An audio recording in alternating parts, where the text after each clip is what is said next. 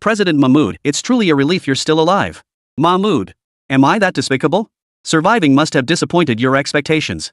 Should I apologize for that? Mahmoud mentally cursed Moan's ancestors 18 generations back. Chapter 218, Zhengdong's premier powerhouse. Though he thought this, Mahmoud dared not voice it aloud. He still pinned his hopes on the Lighthouse Nation. He hoped for a turning point. Mr. Moans, you sought me out regarding. Here's the situation, use every means at your disposal to reach the southern border immediately. We've already dispatched personnel to meet you there. Once you arrive, simply follow our agents. Really, Mr. Moans? At a time like this, would I be joking with you? No, that's not what I meant. Mahmoud swallowed hard. His mind was a complete jumble. What exactly does the Lighthouse Nation mean? Abandoning them, yet still trying to save him? Mahmoud knew the Lighthouse Nation wasn't exactly a paragon of virtue. Their actions meant there was still profit to be squeezed from him, or rather, he still held some value to them. At this critical juncture of life and death, there was no time for further deliberation. Survival was paramount. Mahmoud exited the command center and ordered a special vehicle. He stepped on the gas and sped toward the address Moans had given him. Mons, are you sure you want to do this? The Pentagon. Mark stared at Moans. Yes. Do any of you have a better idea? Mendez turned and asked the group in return. No one spoke. Obama raised his hand, signaling for everyone to calm down. For now, let's proceed as Moans suggested. We can't genuinely go to war over the Somali Kingdom and the Yemen Kingdom. They possess nuclear weapons, and the cost would outweigh the benefit. But the Somali Kingdom cannot truly vanish. The regime must remain in our hands.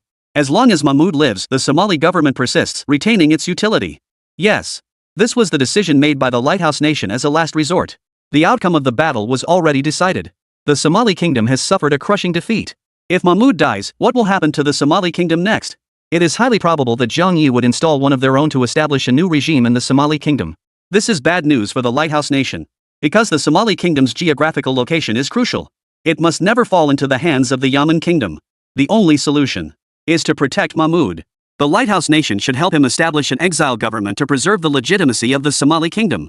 As long as Mahmoud remains in existence, the world cannot recognize the Yemen Kingdom's claims to Somali territory. Subsequently, there may even be an opportunity. Assist Mahmoud in launching a new war to reclaim Somali territory. Mons urgently contacted Mahmoud. After confirming Mahmoud was still alive, he offered him a chance to survive. He dispatched men to assist him. So, are we truly powerless against this cloaking ability? Mark slammed his hand on the table in fury. This battle is far from over. But there was no need to watch any further. They witnessed the entire process of how the Yemen Kingdom crushed Somali. After analysis, the ultimate reason for Somali's crushing defeat was that their radar couldn't detect the enemy. This rendered Somali's air defense systems, rocket artillery, MiG fighters, the backbone of their military, utterly useless. The Somali Kingdom's defeat was predetermined from the start. The Lighthouse Nation's greatest fear was, if the same situation were to occur to them, would they face the same outcome? After all, they had clashed numerous times before. Their radars were as good as blind.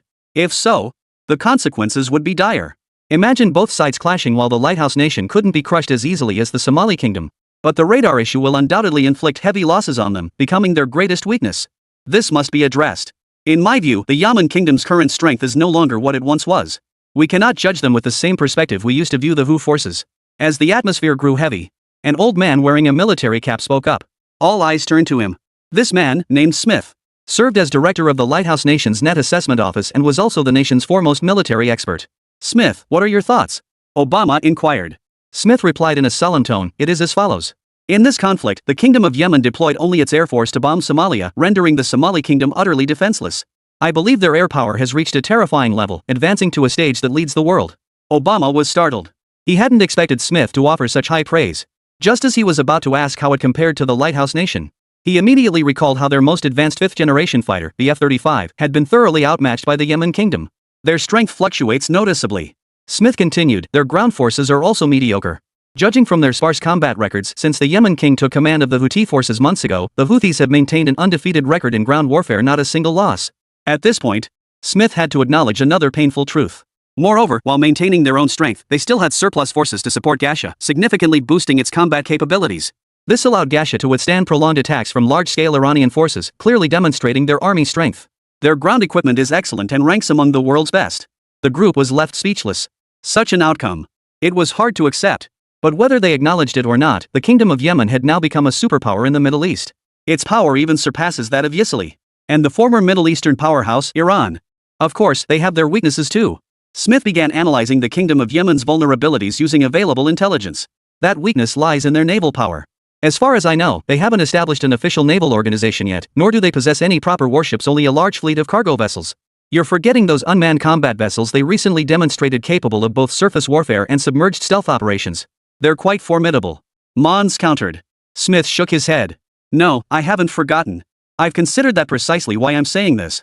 While those unmanned combat vessels are powerful, they have significant drawbacks. First, they couldn't possibly field a large fleet. Second, these unmanned vessels are only capable of supporting coastal operations, they can't conduct open ocean warfare. They pose no threat to our homeland.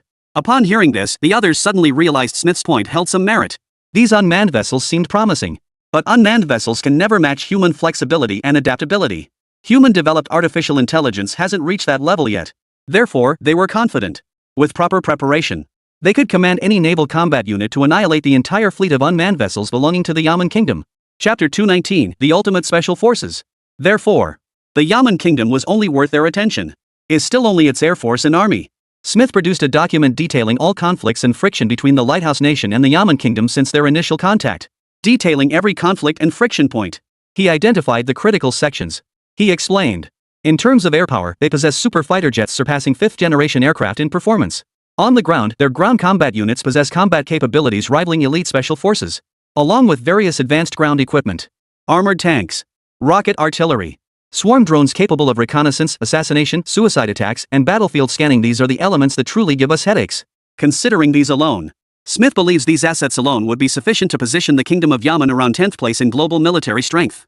If they could address the gaps in their naval capabilities, the true strength of the Yemen Kingdom would be far more formidable. It would leapfrog directly into the top 10 military powers among the world's more than 200 nations.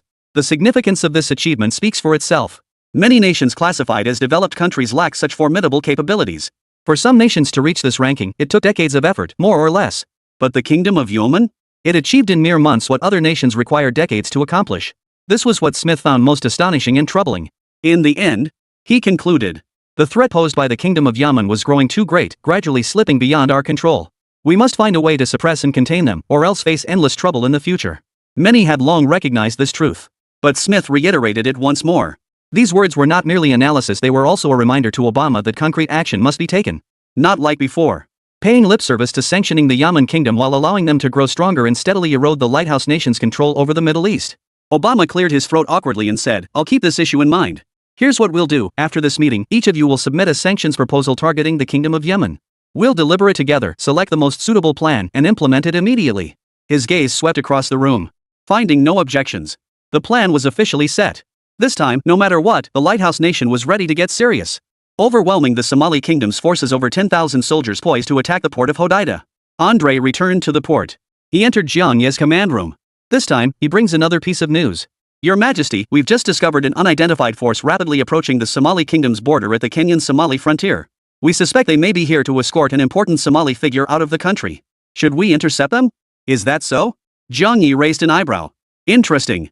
It seems the Lighthouse Kingdom and Somali Kingdom are still mounting their final resistance. Intercept them. Eliminate them completely. Understood. I will personally lead the operation.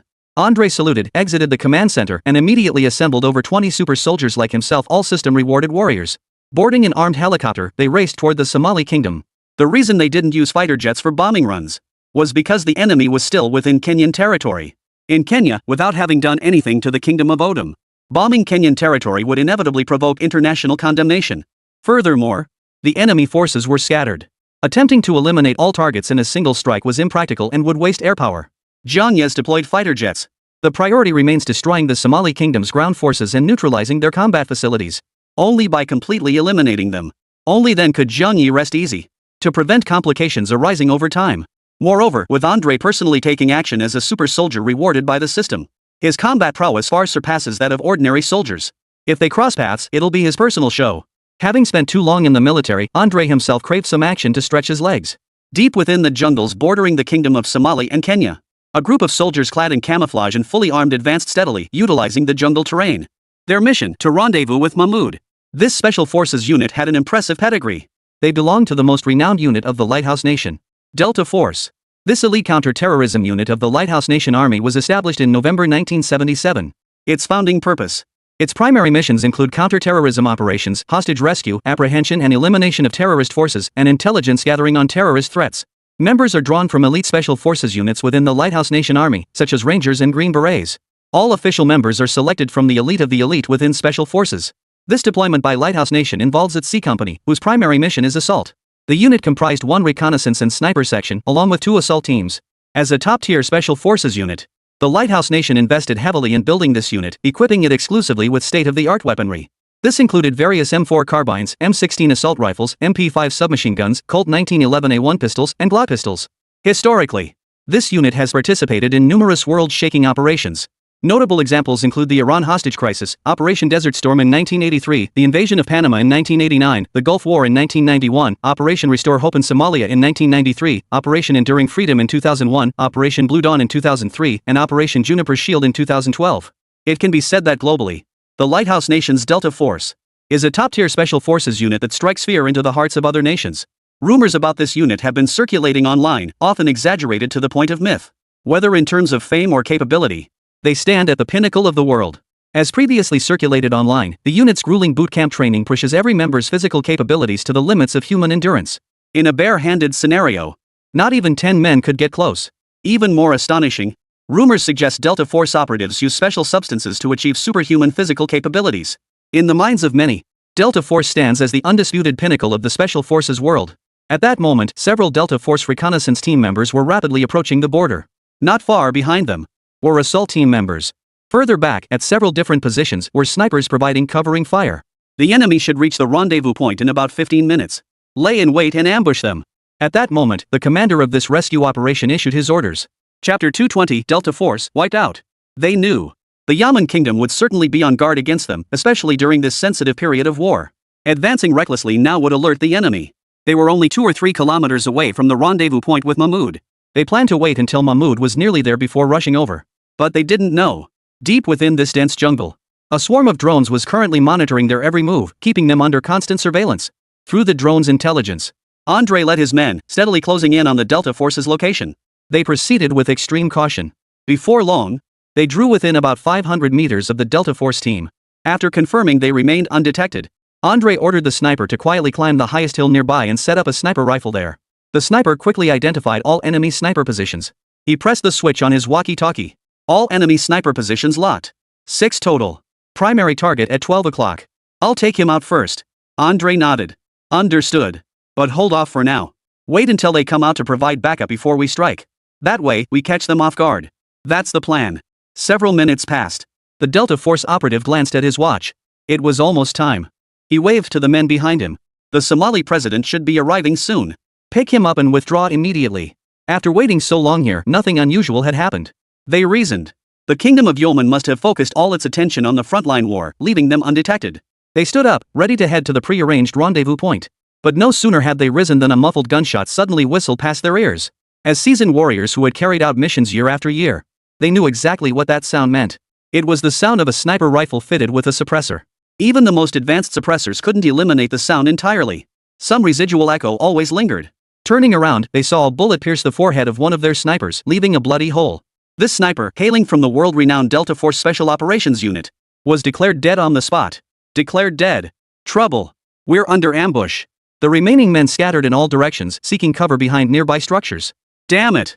When did they appear? They panicked. During the ambush, they hadn't let their guard down, constantly monitoring their surroundings. But they hadn't detected any signs of someone approaching. Why is this happening? Something's wrong, dead wrong. Unless our cover's blown. We've been ambushed. The rendezvous point has been compromised. We won't be able to complete this rescue mission. The squad leader's face darkened as he spoke. Obama and the others, who were waiting for news, looked utterly stunned. They thought they must have misheard. Only they should know the rendezvous point. How did the enemy find out? Withdraw immediately. Abandon the rescue. There was no other choice. The enemy knew their plan and had likely set a trap waiting for them to walk right into it. If we're stubborn enough to push forward, the entire squad of over 30 men will likely perish here. Ordinary soldiers, well, that's one thing. The Lighthouse Nation wouldn't bat an eye at their deaths. But these are Delta Force soldiers, each one trained at immense cost, both in resources and effort. We absolutely cannot let the entire unit be wiped out.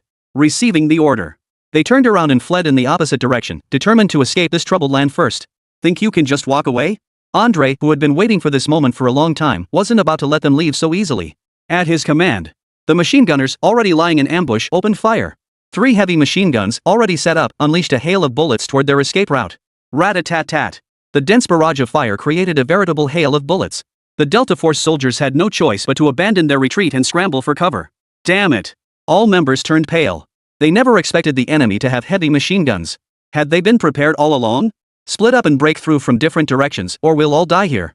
The squad leader issued orders to his team. Unfortunately, Andre had anticipated this scenario and had his men already lying in ambush close in. Only then did the Delta Force operatives realize. They were surrounded. Despair washed over their faces. Report, we're surrounded. We might not get out of here. This news finally put to rest the anxiety that had been gnawing at Obama and the others. Over 30 Delta Force members. Their hearts were bleeding. Destroy all identifying items on your persons immediately, then take your own lives. Obama feared they might be captured. Then he ordered them to be interrogated for intelligence. This left the soldiers deeply dissatisfied. Since death was inevitable anyway, they might as well fight to the end. There might still be hope. Both sides engaged in fierce combat, relying on their rich experience. Under the concentrated fire and relentless assault of Andre and his men, they managed to hold out for a while. It wasn't until over 20 minutes later that the entire group was wiped out. Andre did not leave immediately. Instead, he ordered his men to search the soldiers' belongings. They discovered personal identification documents, other private belongings, and a map. The map marked a specific location. The marked location happened to be nearby. Andre studied the map thoughtfully for a moment before decisively relaying the information to Jiang Ye. Boss, these guys snuck across the border. Could it be they were here to meet up with some high-ranking official from the Somali kingdom? I suspect this marked location is their rendezvous point. Should I go check it out? Alright, go ahead. With permission granted, Andre led his men to the site. Not long after, they arrived at their destination. Andre spotted a familiar face. Mahmoud, looking disheveled, was hiding under a clump of trees. Spotting Andre, he cautiously peered out. Excuse me, are you here to pick me up? Not knowing who was supposed to pick him up, Mahmoud mistakenly thought Andre was the person sent by the Lighthouse Nation. Yes. Come with us. Andre smiled faintly and ordered his men to restrain Mahmoud. Only then did Mahmoud sense something was amiss. No, you're not from the Lighthouse Nation. Who are you? Ha! Andre roared with laughter. Who we are is irrelevant. You'd better cooperate with me from now on, or I'll make you wish you were dead. Andre was never one for polite manners. Standing at 6 feet tall, with a rugged appearance and fierce eyes, especially with traces of blood staining his clothes, Mahmoud was utterly terrified. He stared at Andre in terror, unable to utter a single word. Chapter 221, Celebrating Survival. Seeing the other man was being reasonably compliant, Andre's expression softened slightly. He'd been ready to beat the guy senseless to teach him a lesson. But who would have thought the so-called king of Somali Kingdom was such a coward? Andre dialed Jiang Ye's number. He didn't forget to report the outcome of the situation in real time. Jiang Ye was somewhat surprised. After a moment of delight, he said to Andre, "Excellent, Andre. Put him through to me." Andre gave Mahmoud a subtle nod. The gist was, cooperate with the questioning, or I can crush you any time. Despite the Somali kingdom's poverty, where many couldn't even afford food, Mahmoud, as king, lived in luxury. His body had long been hollowed out by wine and women. This threat sent shivers down his spine. I'll talk. I'll tell you everything. Jiang Ye knew without a doubt that Andre was trying to intimidate him. Fine, that saved him the trouble. Now, explain why you're here. The Lighthouse Nation decided to rescue me, help establish an exile government, and eventually reclaim the Somali Kingdom as our base. Jiang Ye frowned. Well. When the Lighthouse Nation's Delta Force was detected, it was highly likely they were coming to Somali Kingdom to pick someone up. Jiang Ye's mind had indeed considered this possibility. Who knew it would actually be the case? One could only say that the Lighthouse Nation was indeed quite resourceful even at this critical juncture. They hadn't forgotten to secure their own backup plan. What about the other high-ranking officials of the Somali Kingdom? Have they been evacuated? Jiang Ye asked again.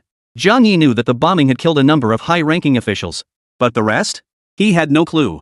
They're most likely hiding in air raid shelters now, since they have no idea when your bombing will end. Hearing this, an intriguing thought formed in Jiang Ye's mind. He then had Andre take the call. He gave Andre a brief briefing. After listening, Andre broke into a meaningful smile. His Majesty the King sure knows how to play the game. He immediately had his bloodstains cleaned off, then, armed with some IDs scavenged from Delta Force members, escorted Mahmoud toward the Somali presidential palace. After several rounds of bombing, the Somali Kingdom's presidential palace now lay in ruins. Corpses of soldiers littered the ground everywhere. As for the guarding troops, had long since fled without a trace. Some had retreated to the underground air raid shelter, intending to wait out the airstrikes before emerging. Mahmoud wore a mournful expression throughout. Reluctantly, he led Andre and the others to the entrance of their underground bunker. You'd better cooperate and keep your head straight. No funny business. Otherwise, I guarantee your head will explode in less than a second. Got it? As they entered the underground shelter, Andre didn't forget to threaten Mahmoud. His legs went weak with fear. Forget about tricks, his mind was a blank slate now, incapable of even basic thought. Inside the bunker, the entrance suddenly swung open, startling everyone inside. Soldiers with loaded rifles immediately aimed their weapons at the opening. Only when they recognized Mahmoud did they lower their weapons. "Mr. President, you're not dead?" A high-ranking official of the Somali kingdom exclaimed in astonishment upon seeing Mahmoud. "We thought you were outside and had been blown to bits." "I'm not dead," Mahmoud said, forcing himself to speak. The underground bunker was dimly lit. So Andre, standing behind him, was aiming a pistol at his lower back. He dared not utter a single wrong word now, terrified he might meet his maker in the next second. By the way, who are these people? As other high-ranking officials emerged one after another, they noticed that Andre and his group were unfamiliar faces, not Somalis, and began to question. If they hadn't come with Mahmoud, they would have been shot on sight. "They're from the Lighthouse Nation's Delta Force." Mahmoud cleared his throat and introduced them with a serious expression. "The Lighthouse Nation intends to rebuild its support for us. They've sent people to temporarily relocate us out of Somali. I brought them here intending to take you along. You are all key members of the Somali kingdom. The kingdom cannot function without you." These words stirred deep emotion among the other leaders. Could Mahmoud really be this kind to them? Of course. They had considered the possibility that the Lighthouse Nation might have its own motives. But none of that mattered now. What mattered was this. The Beacon Nation hadn't abandoned them. They still had a chance to survive and, with the Beacon Nation's help, even reclaim power? A wave of excitement swept through the crowd. But Andre keenly sensed that some present still harbored doubts about their identities. Andre gave a subtle signal. A subordinate stepped forward, holding confiscated identification documents. "These are our credentials. Your cooperation is appreciated." They examined them. They were indeed official Delta Force credentials. No doubt about it. This finally dispelled the last lingering doubts in their minds. "All right, key personnel will accompany us. As for the rest of you soldiers," Andre patted one of them on the shoulder. "Too many of you to handle right now, but rest assured our reinforcements are on their way. They should start arriving within the hour. Then we'll fight the Yemen kingdom together. We won't let you lose this war." You gotta hand it to him. If Andre were to act in movies, he'd easily win Best Actor. Under his masterful performance, the soldiers genuinely believed the Lighthouse Congress would come to their rescue. Mahmoud kept dropping hints, hoping the soldiers or others would catch on. But unfortunately, with Andre right beside him, he dared not be too obvious. The underground bunker was dimly lit. None of the others picked up on Mahmoud's hints. He was on the verge of breaking down. Several times he wanted to just shout it out, to tell the other person. But the thought that doing so would send him straight to meet the King of Hell made Mahmoud suppress the urge. The soldiers' eyes flashed with renewed fighting spirit. For they realized they only needed to hold out for an hour at most. And they would receive reinforcements. They would turn the tide of this war and emerge victorious. Seeing his objective achieved, Andre didn't want to linger. He turned to Mahmoud and the others and said, "Well then, we should leave now. Our helicopter is waiting nearby. I'm worried that if we stay too long, the enemy might catch on. All right, let's go. The Lighthouse Nation truly is the savior of the Somali kingdom. We owe the Lighthouse Nation a debt of gratitude. Without them, we'd all be dead. Be careful, those damn Yemeni fighter jets were just patrolling this airspace." Exit through the underground bunker. The Somali kingdom's high-ranking official spoke from the heart, celebrating their narrow escape from death. Only Mahmoud wore a face of utter despair, ashen and lifeless. Fools. All of them fools. Chapter 222, Raise the White Flag. Lighthouse Nation, Pentagon. The atmosphere was unusually tense. Everyone wore solemn expressions. Obama sat in the main seat, silent. Mark, Smith, and others were about to speak, to break the silence. But the words were stuck in their throats, they simply didn't know what to say. Is it confirmed? The rescue team was wiped out, every last one of them dead? Moans continued to verify the authenticity of the report. Probably. We've sent countless communication requests so far, but there's been no response. Damn it. Mons sighed heavily. He clutched his chest. Hard take. Those were Delta Force special operators, after all, losing 30 or 40 of them for nothing. They couldn't accept it. Smith's mood was complex. The Delta Force, the strongest special forces unit we've ever trained, unmatched anywhere in the world. How could they have lost to them? The others couldn't make sense of it either. This likely exposed a terrifying truth. The land forces of the Yemen kingdom might be absurdly powerful. Otherwise, how could Delta Force, a unit so adept at combat, possibly lose to them? They were filled with curiosity. Based on their knowledge of the Yemen kingdom's predecessor, the Houthi armed forces, their combat capabilities shouldn't be this formidable. Back then, they couldn't even hold their own against elite forces from the Lighthouse Nation. Even within the East Continent region, the combat capabilities of the armed forces can only be considered mediocre at best, barely reaching average. So what was the reason that King Yemen could take over the Houthi forces in such a short time and turn them into such an elite force? Sometimes they genuinely doubted whether the Yemen kingdom is even human. This is unnatural. Besides that, another question troubled them. How the hell did they even know about our rescue mission? Smith narrowed his eyes, his gaze shifting between suspicion and doubt. Mark glanced around the group and speculated, could it be that their air forces happened to spot our people approaching the Somali kingdom border, raising their suspicions? Possible. Obama sighed deeply. Let's not dwell on that for now. The biggest problem is that Mahmoud has likely fallen into their hands. How are we going to get him back? We won't get him back. The exile government plan we spent so long discussing will all come to nothing. Reclaiming power later would be no easy feat. The Kingdom of Yemen itself held an exceptionally advantageous geographical position, controlling half the gateway to the Gulf of Aden. If the Kingdom of Somali also falls into the hands of the Kingdom of Yemen, then the Gulf of Aden would be completely subsumed into the Yemen Kingdom's maritime sphere. One day, if they were in a bad mood, they could declare a naval blockade, rendering their merchant ships unable to pass through the Suez Canal, leaving the lighthouse nation utterly powerless to intervene. Meanwhile, upon the surging seas, the USS Ford Carrier Strike Group was patrolling near the Gulf of Aden. Obama contacted the Ford's combat commander, Thompson. Thompson stood on the deck, his expression suddenly stiffening upon receiving the news. Mr. President, you mean you want us to launch a rescue mission for the King of Somali? That's correct, but we must do so without alerting the Kingdom of Yemen. Are you confident we can manage that? Thompson. His lips twitched. Do I look like a big loser to you? How could such a mission possibly succeed? Rescuing Mahmoud from the Kingdom of Yemen without them noticing? Unless their troops can turn invisible. Obama knew this mission was highly challenging. You can assess it yourself. If you really think it's impossible, just give up. Obama was only approaching it with a let's give it a shot mindset.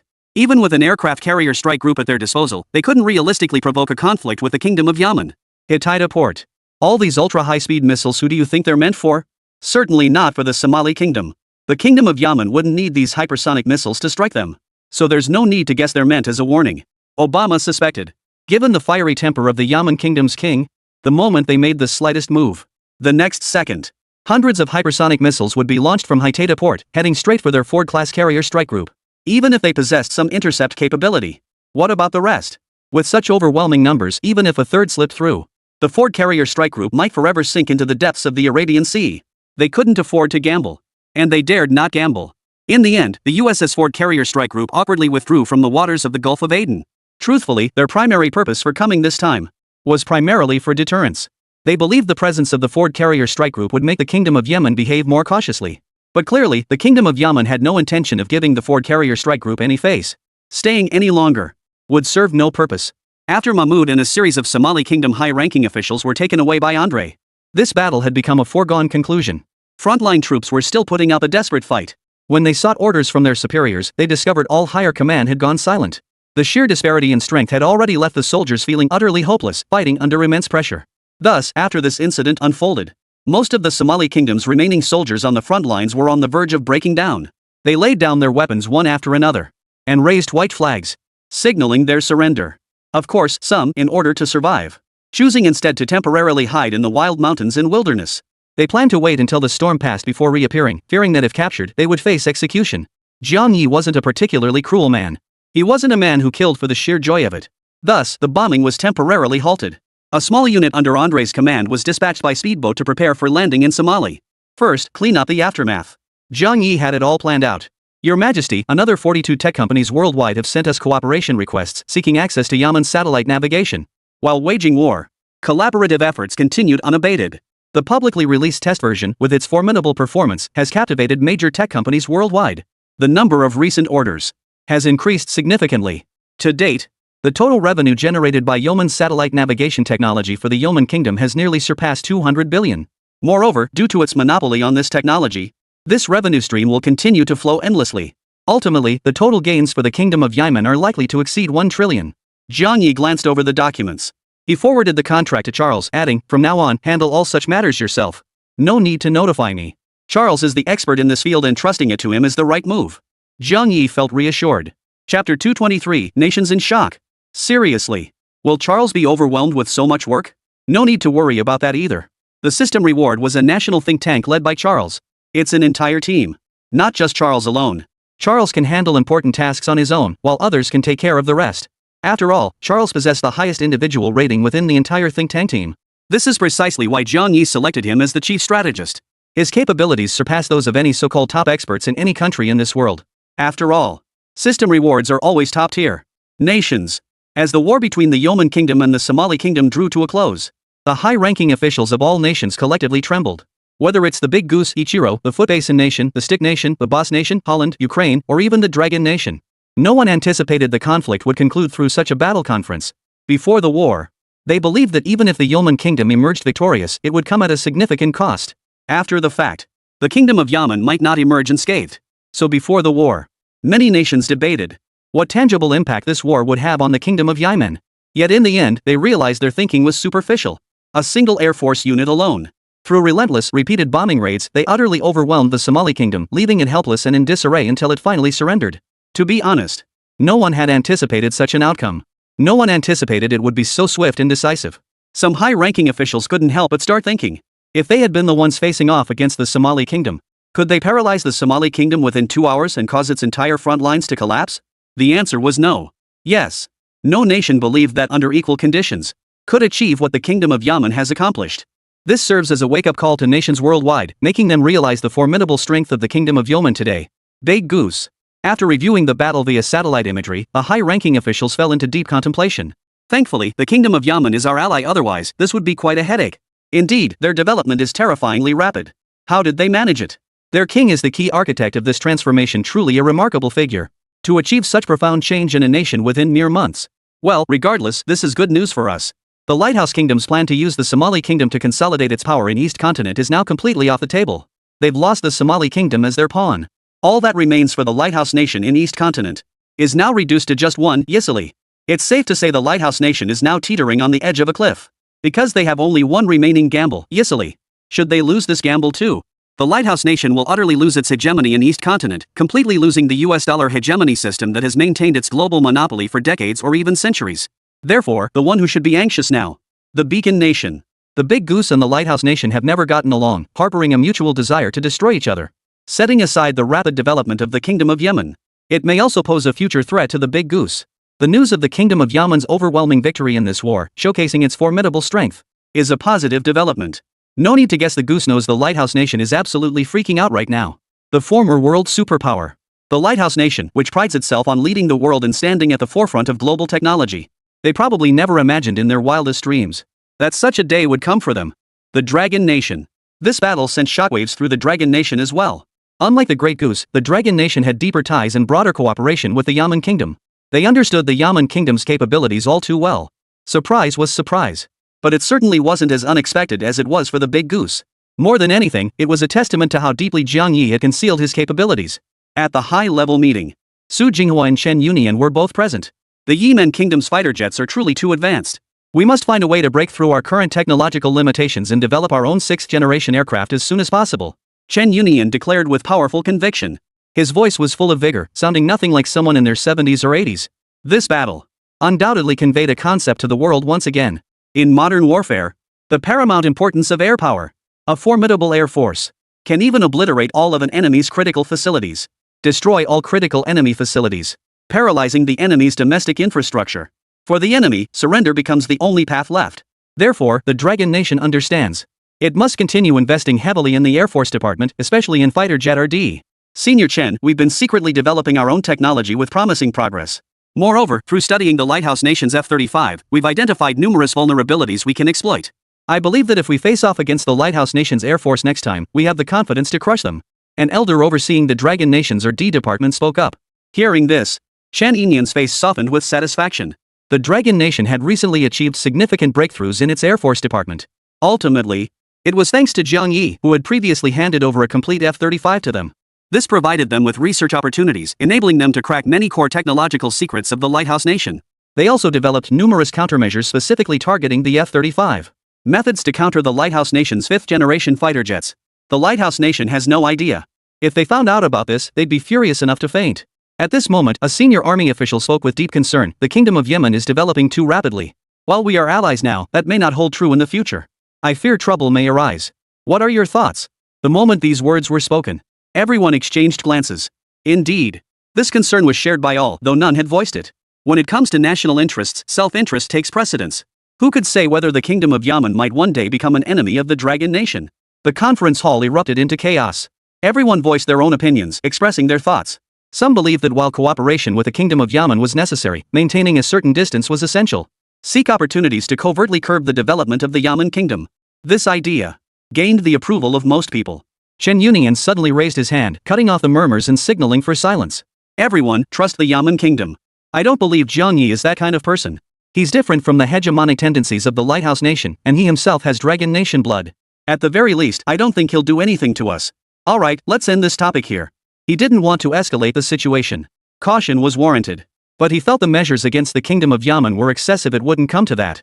Based on his prior understanding of Jiang Ye, he knew Jiang Ye wasn't like those people from the Lighthouse Nation, so there was no need to worry for now. Old Chen. Seeing that Chen Yinian had spoken, everyone dropped the subject. Chapter 224, The 3-Hour War Myth. Compared to the high-level officials of various nations, global netizens were arguably the second most invested in this affair. When it comes to gossip, they're the real experts. After the incident, the news of the Yemen kingdom's full-scale invasion of the Somali kingdom spread like wildfire online due to the immense uproar it caused. The Yemen kingdom delivered on its promise. Countless netizens cheered their bold move. They didn't disappoint. We definitely chose the right country to support. They don't mess around, just get things done. So cool. With Somali kingdom acting so recklessly, I wonder if they're panicking. Only the kingdom of Yemen would do this. If it were any other country, I bet they'd drag their feet for 10 days or half a month before even considering war. 10 days or a month? Think again. For matters of national importance like this, most countries need at least 3 months to prepare before taking real action, and it's usually 6 months or more before they actually move. So, who won in the end? Yeah, I'm really curious who won. Did the Lighthouse Nation intervene? They definitely did. This is about the Lighthouse Nation's reputation. If they lose Somali, how will they maintain their international prestige and influence? I reckon the Kingdom of Yemen won't find it easy to take Somalia. Just by refusing to engage in direct combat, Somalia has the Kingdom of Yemen completely stumped. Add to that the fact that Somalia has the Lighthouse Nation backing it. The Kingdom of Yemen wouldn't dare to act recklessly. Various theories abound. Opinions are all over the place. What sparks the most curiosity among netizens now is the final outcome. Most are unaware of real-time developments. Many suspect the Kingdom of Yemen is likely just staging a feint for show. A full-scale war is simply impossible. The Somali kingdom has endured for so many years. It controls such a vast territory for a reason. But regardless, even if the Kingdom of Yemen fails to conquer it, or if some other unexpected event occurs, it cannot diminish the Kingdom of Yemen standing in the hearts of the people. At the very least, it truly dares to fight. Unlike certain nations that spout the fiercest threats imaginable, only to chicken out the moment they're truly confronted. Whether the Lighthouse Nation will enter the fray is also a hot topic. On a certain platform, the platform admins, relishing the drama, even set up a poll. The results showed over 72% of respondents firmly believe the Lighthouse Nation will definitely intervene. Not only will they supply weapons to the Somali kingdom, but also directly deploying troops to strike the Yemen kingdom. Not long ago, the Lighthouse Nation stated about uniting the 32 nations of North Joy to launch military operations against the Kingdom of Yemen. Many still remember this. This presents a prime opportunity. If not now, then when? The official department of the Lighthouse Nation saw these comments. Many of them clearly leaned toward them, believing that they would never stand idly by. Yet deep down, just feels so unsettled? Probably because they've lost again. Obama hurriedly contacted major media outlets, hoping to sweep this under the rug. But he underestimated netizens' appetite for gossip. Can't delete it. Absolutely impossible to delete. With so many people paying attention, the ability to control public opinion seemed to be failing. Amidst the frenzy of external discussions, the ground forces of the Yemen kingdom officially landed on the shores of the Somali kingdom. First, assess the battlefield. Also, exercise caution. Do not rule out the possibility of a feigned surrender. Never let down your guard against the enemy. Jiang Ye cautioned the soldiers conducting the battlefield sweep. The soldiers grew cautious. Fortunately, no feigned surrender occurred. All soldiers surrendered peacefully and handed over their weapons. Jiang Ye ordered all weapons to be collected. Not only the machine guns used by the Somali soldiers, but also their large cache of BM-21 Grad multiple rocket launchers, armored vehicles, and more. The purpose of collecting them was certainly not for his own use. Jiang Ye had no interest in such junk. Rather, he reasoned that leaving weapons in their hands would only invite future trouble and complicate control. It didn't take long. Jiang Ye had a clear grasp of the current situation in the Somali kingdom. All soldiers, except those who surrendered, either chose to flee, escaping across the border to Kenya and other countries. Some had been killed in battle. Others hid in underground tunnels. Upon discovery, these individuals also decisively chose to surrender. As for the high-ranking officials of the Somali kingdom, including Mahmoud, there's no need to elaborate.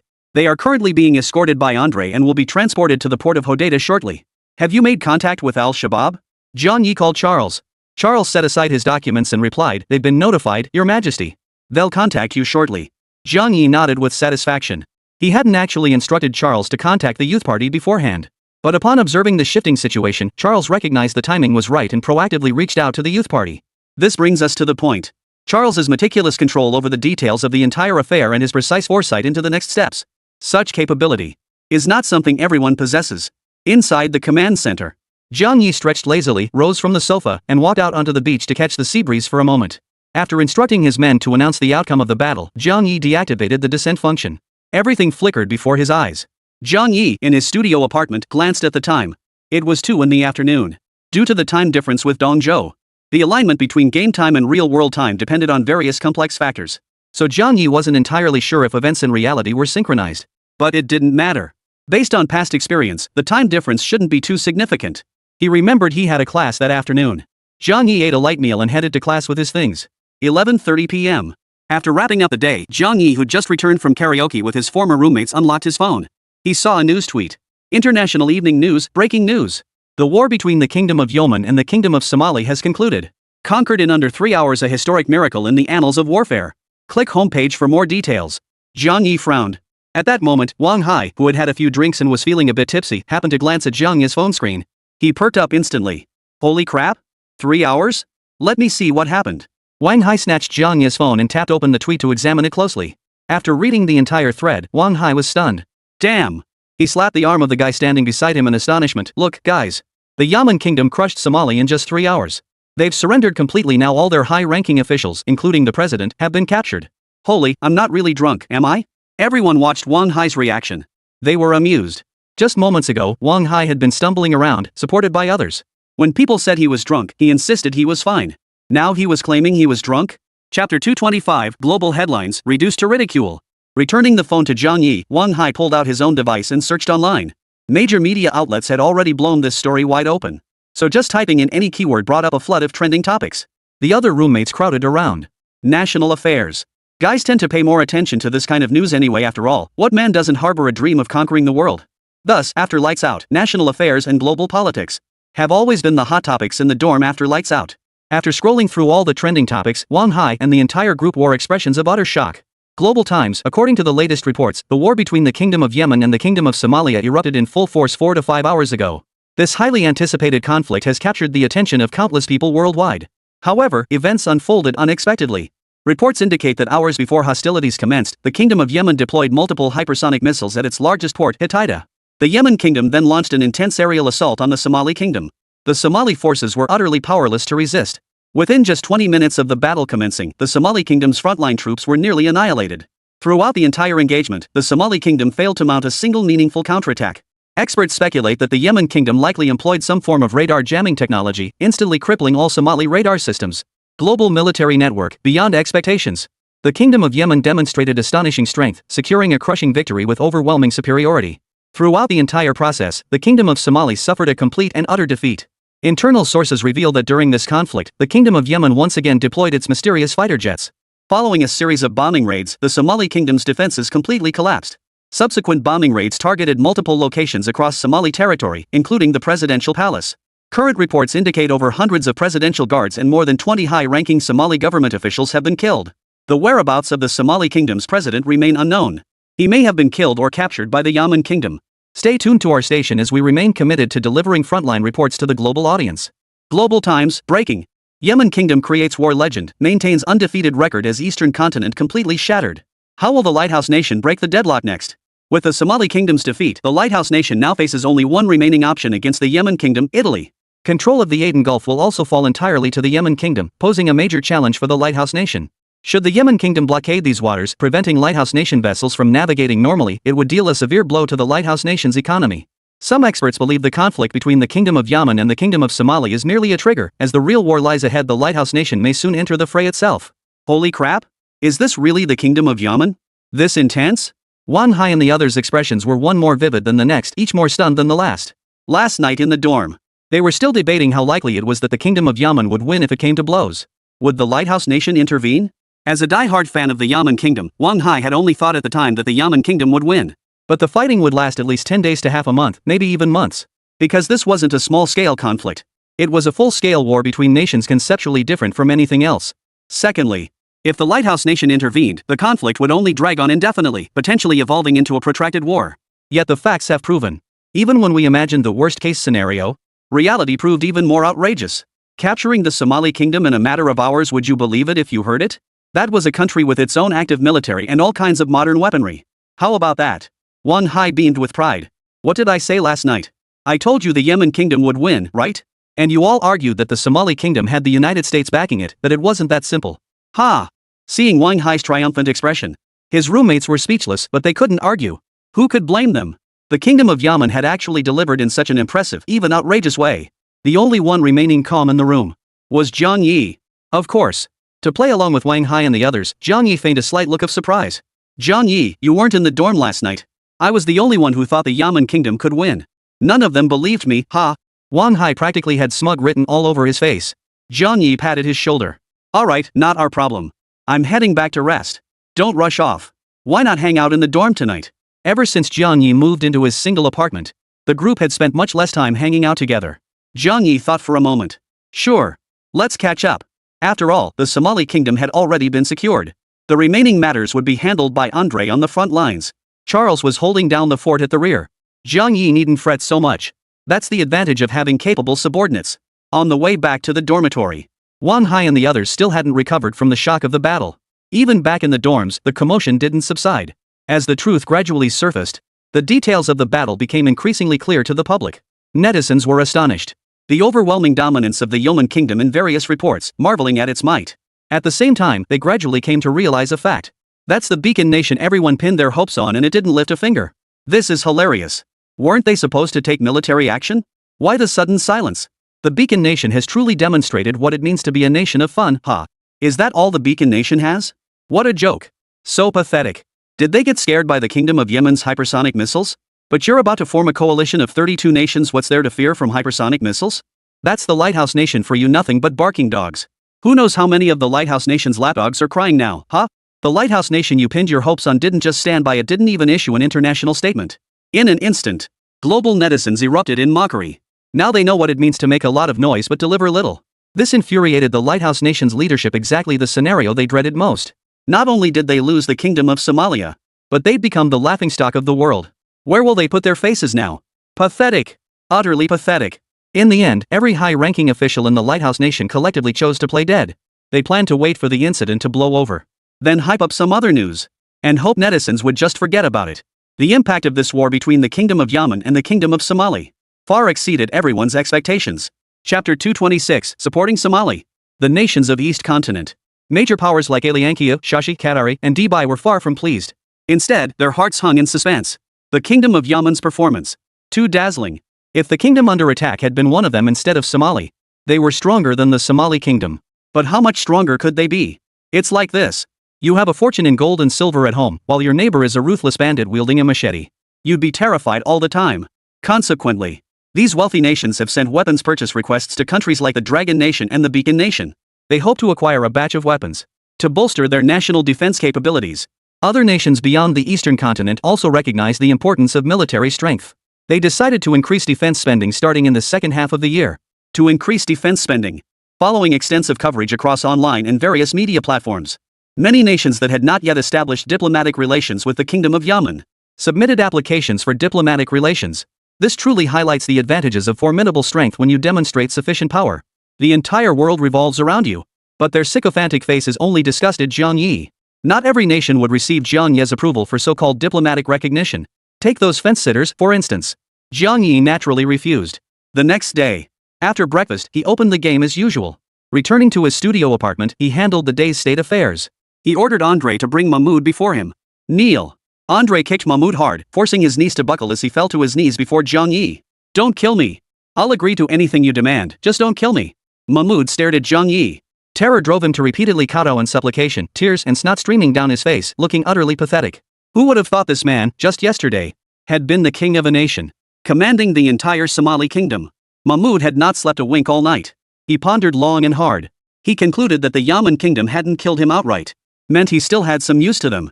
If he behaved well, he might just have a chance to survive. Who said they were going to kill you? Seeing the other's comical expression, Jiang Ye flashed a kind smile. Yet that very smile, in Mahmoud's eyes, it looked more terrifying than the devil himself. Jiang Ye was the kind of madman who would declare war on a whim, not even sparing the lighthouse nation. He believed there was nothing Jiang Ye wouldn't dare to do. Rest assured, I won't kill you. But I need your cooperation. There's something I need your help with. What is it? Mahmoud frowned, puzzled. Simple. First, let me introduce someone to you, Jiang Ye said, clapping his hands. From the cubicle behind him, a middle-aged man emerged. Upon seeing the man's face, Mahmoud froze. You? He stared in astonishment at the man who had suddenly appeared. President Mahmoud, it's a pleasure to see you here. What brings you here? That's none of your concern. Durai turned and bowed to Jiang Ye, speaking with reverence. Your Majesty, thank you for your trust. After inheriting the Somali kingdom, I will never disappoint your expectations. Yes. The man standing before Mahmud was none other than Durai, the current leader of the youth party. His presence here was also arranged by Jiang Ye last night. Jiang Ye had a plan. That plan was to seize control of the Somali kingdom. But he couldn't possibly manage both the Yemen kingdom and the Somali kingdom simultaneously. First, he didn't have a thorough understanding of the Somali kingdom's situation. Second, it would be too exhausting. After discussing it with Charles, Jiang Ye decided to install a puppet government. The Al-Shabaab group, which he had been in contact with long ago, became the obvious choice. They possessed sufficient knowledge of the Somali kingdom. They understood the nation's circumstances. They would be able to take over management much more quickly. Moreover, since Ali himself was a native of the Somali kingdom, upon his appointment, he will not provoke discontent among Somali nationals, thereby avoiding internal conflicts. Otherwise, we can't just slaughter the entire Somali populace. Jiang Ye dared to fight. But he wasn't psychologically twisted, and certainly not some kind of psychopathic killer. This whole approach is hardly novel. Many powerful nations play this game. When things are calm, you handle things yourself. When the time comes, you take control. Mahmud exploded upon hearing Daly's words. What did you say? He pointed at Dalai, his face twisted with rage. You? What do you mean, you? Dalai turned his head, his face dripping with scorn. This is His Majesty the King's command. Of course, you may choose to reject this proposal. There are others. Mahmud trembled with rage. But reason ultimately prevailed. He knew Jiang Ye had brought along other high-ranking officials from the Somali kingdom. If he refused to cooperate, Jiang Ye would kill him, then announce his accidental death. The other Somali kingdom officials would then step in to announce his resignation. It would be the same. Any objections? Jiang Ye stared at Mahmud. A chill ran through Mahmud's heart. He hurriedly replied, no problem. I'll do as you say. Good. Prepare yourself. The press conference will begin this afternoon. No way, Jiang Ye said. I'll have someone give you a script. Memorize it and read from it when the time comes. Jiang Ye said. He then had Mahmud escorted away to rest and recover. After a night of anxiety and fear, pale and drained of color. Sending him abroad looking like this would make people think Jiang Ye had mistreated him. Jiang Ye certainly didn't want to earn himself a reputation as a tyrant. Dalai. Jiang Ye spoke. Your Majesty. Dalai flashed a fawning smile. To him, Jiang Ye felt closer than his own father. After all, this man had handed an entire kingdom directly to him. Recalling how the youth party had been crushed by the Somali government forces back then, it filled him with resentment. Now, not only had he overthrown the Somali kingdom government, but he had ascended the throne himself. Just one day ago, he wouldn't have dared dream of such a thing. Yet with the involvement of the Yemen kingdom, it had actually come to pass. It felt like a dream. After taking control of the Somali kingdom, follow my instructions and focus on developing the domestic economy. I will send people to guide you. Dalai understood Jiang Ye's meaning. He was given the Somali kingdom, but he must deliver corresponding returns. Develop the Somali kingdom well. Otherwise, Jiang Ye could elevate him to the throne, but he could also turn him into a prisoner overnight. Understood, Your Majesty. Dalai saluted. Rest assured, sir. Strengthening the Somali kingdom is also our heartfelt wish. I will cooperate wholeheartedly. Chapter 227, the president resigns such an obscure language. Time. 4:30 p.m. Mahmud, still asleep, was roused and led away from the lounge. Shortly after, he was led into a dressing room. The makeup artist began applying his makeup. Mahmud watched as the weariness on his face was gradually concealed. Gradually, he began to look radiant. All right, let's go. Behave yourself. The guard escorting Mahmud warned him. This was his only chance. If he didn't behave, he wouldn't live to see tomorrow's sun. Mahmud himself knew this well, feeling exceptionally tense as he tried to convince himself he must perform flawlessly to make a good impression on Jiang Ye. Press conference venue. Your Majesty, you mentioned an important announcement today. Is that true? Can you give us a preview? What aspect might this concern? Is it related to the war between the Kingdom of Yemen and the Kingdom of Somali? What are your thoughts on this conflict? Rumors are circulating that all the hypersonic weapons at Hodeida port were prepared specifically to counter the lighthouse nation. Is this information accurate? Reporters, aware of the upcoming press conference.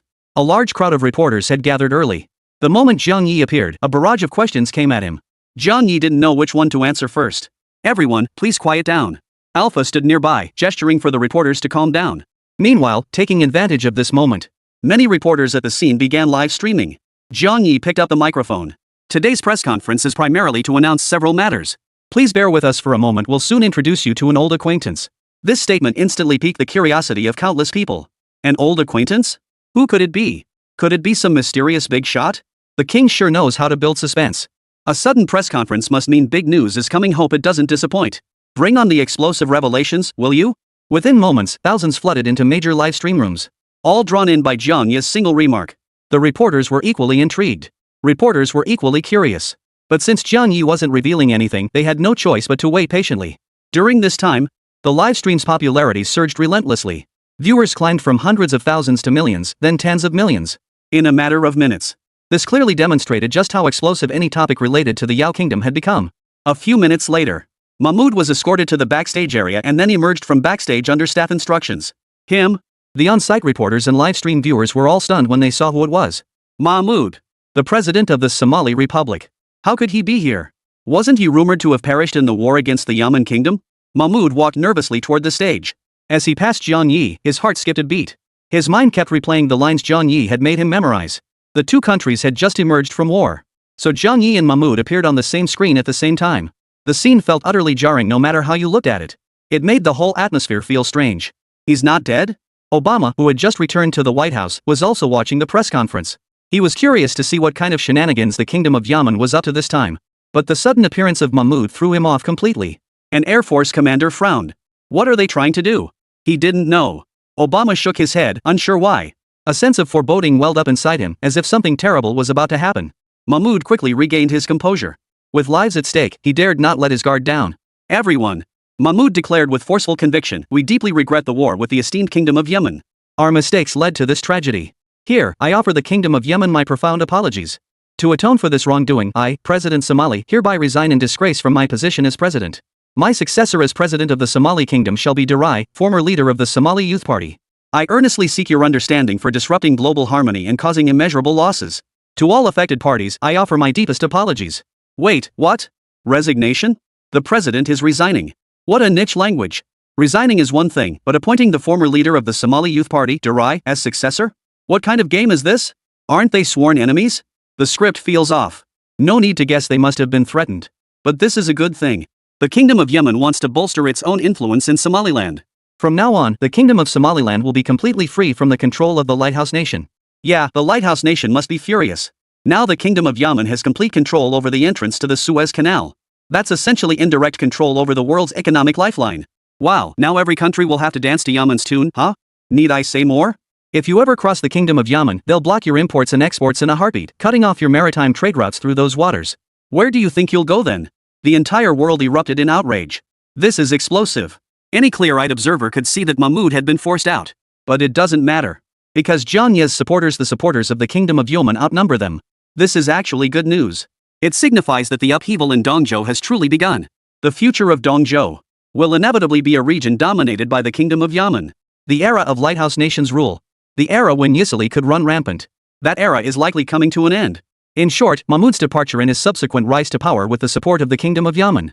This signifies that the world is about to undergo a seismic shift. Damn it!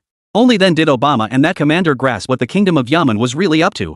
Their faces twisted with fury. How could this useless fool let himself be captured by the Kingdom of Yemen? Doesn't he know how to be more cunning? Obama raged. No. They absolutely couldn't let the Somali Kingdom fall into the hands of the Yemen Kingdom like this. They must do something. Meanwhile, after Mahmoud finished speaking, Jiang Ye signaled to Dalai with his eyes, indicating he should go mingle and make himself known. Dalai understood. He stepped onto the stage and greeted the crowd. Seeing this, Mahmoud knew his task was complete. He then discreetly stepped aside. Dalai flashed his usual smile. Ladies and gentlemen, it is a pleasure to meet you all here. I am Dalai, who will soon assume the presidency of the Somali Kingdom. I pledge to lead our nation toward prosperity and guide its people toward strength and prosperity. I earnestly request your continued support. Thank you very much. Chapter 228, Installing a Puppet, True Power. Most people knew little about Dalai. Even the most well-traveled journalists possessed only limited knowledge of him. This is because the former Somali Youth Party had long been at odds with government forces and were an unwelcome presence. Thus, little was known about their internal affairs. Before Dalai declared his identity, many people didn't even know what Al-Shabaab was. After Dalai finished introducing himself, a journalist from the Lighthouse Nation hurriedly handed him a microphone. Mr. Dalai, how are you selected as the next president of the Somali Kingdom? As far as I understand, the Somali Youth Party has never been recognized by any sector, including the Somali government forces.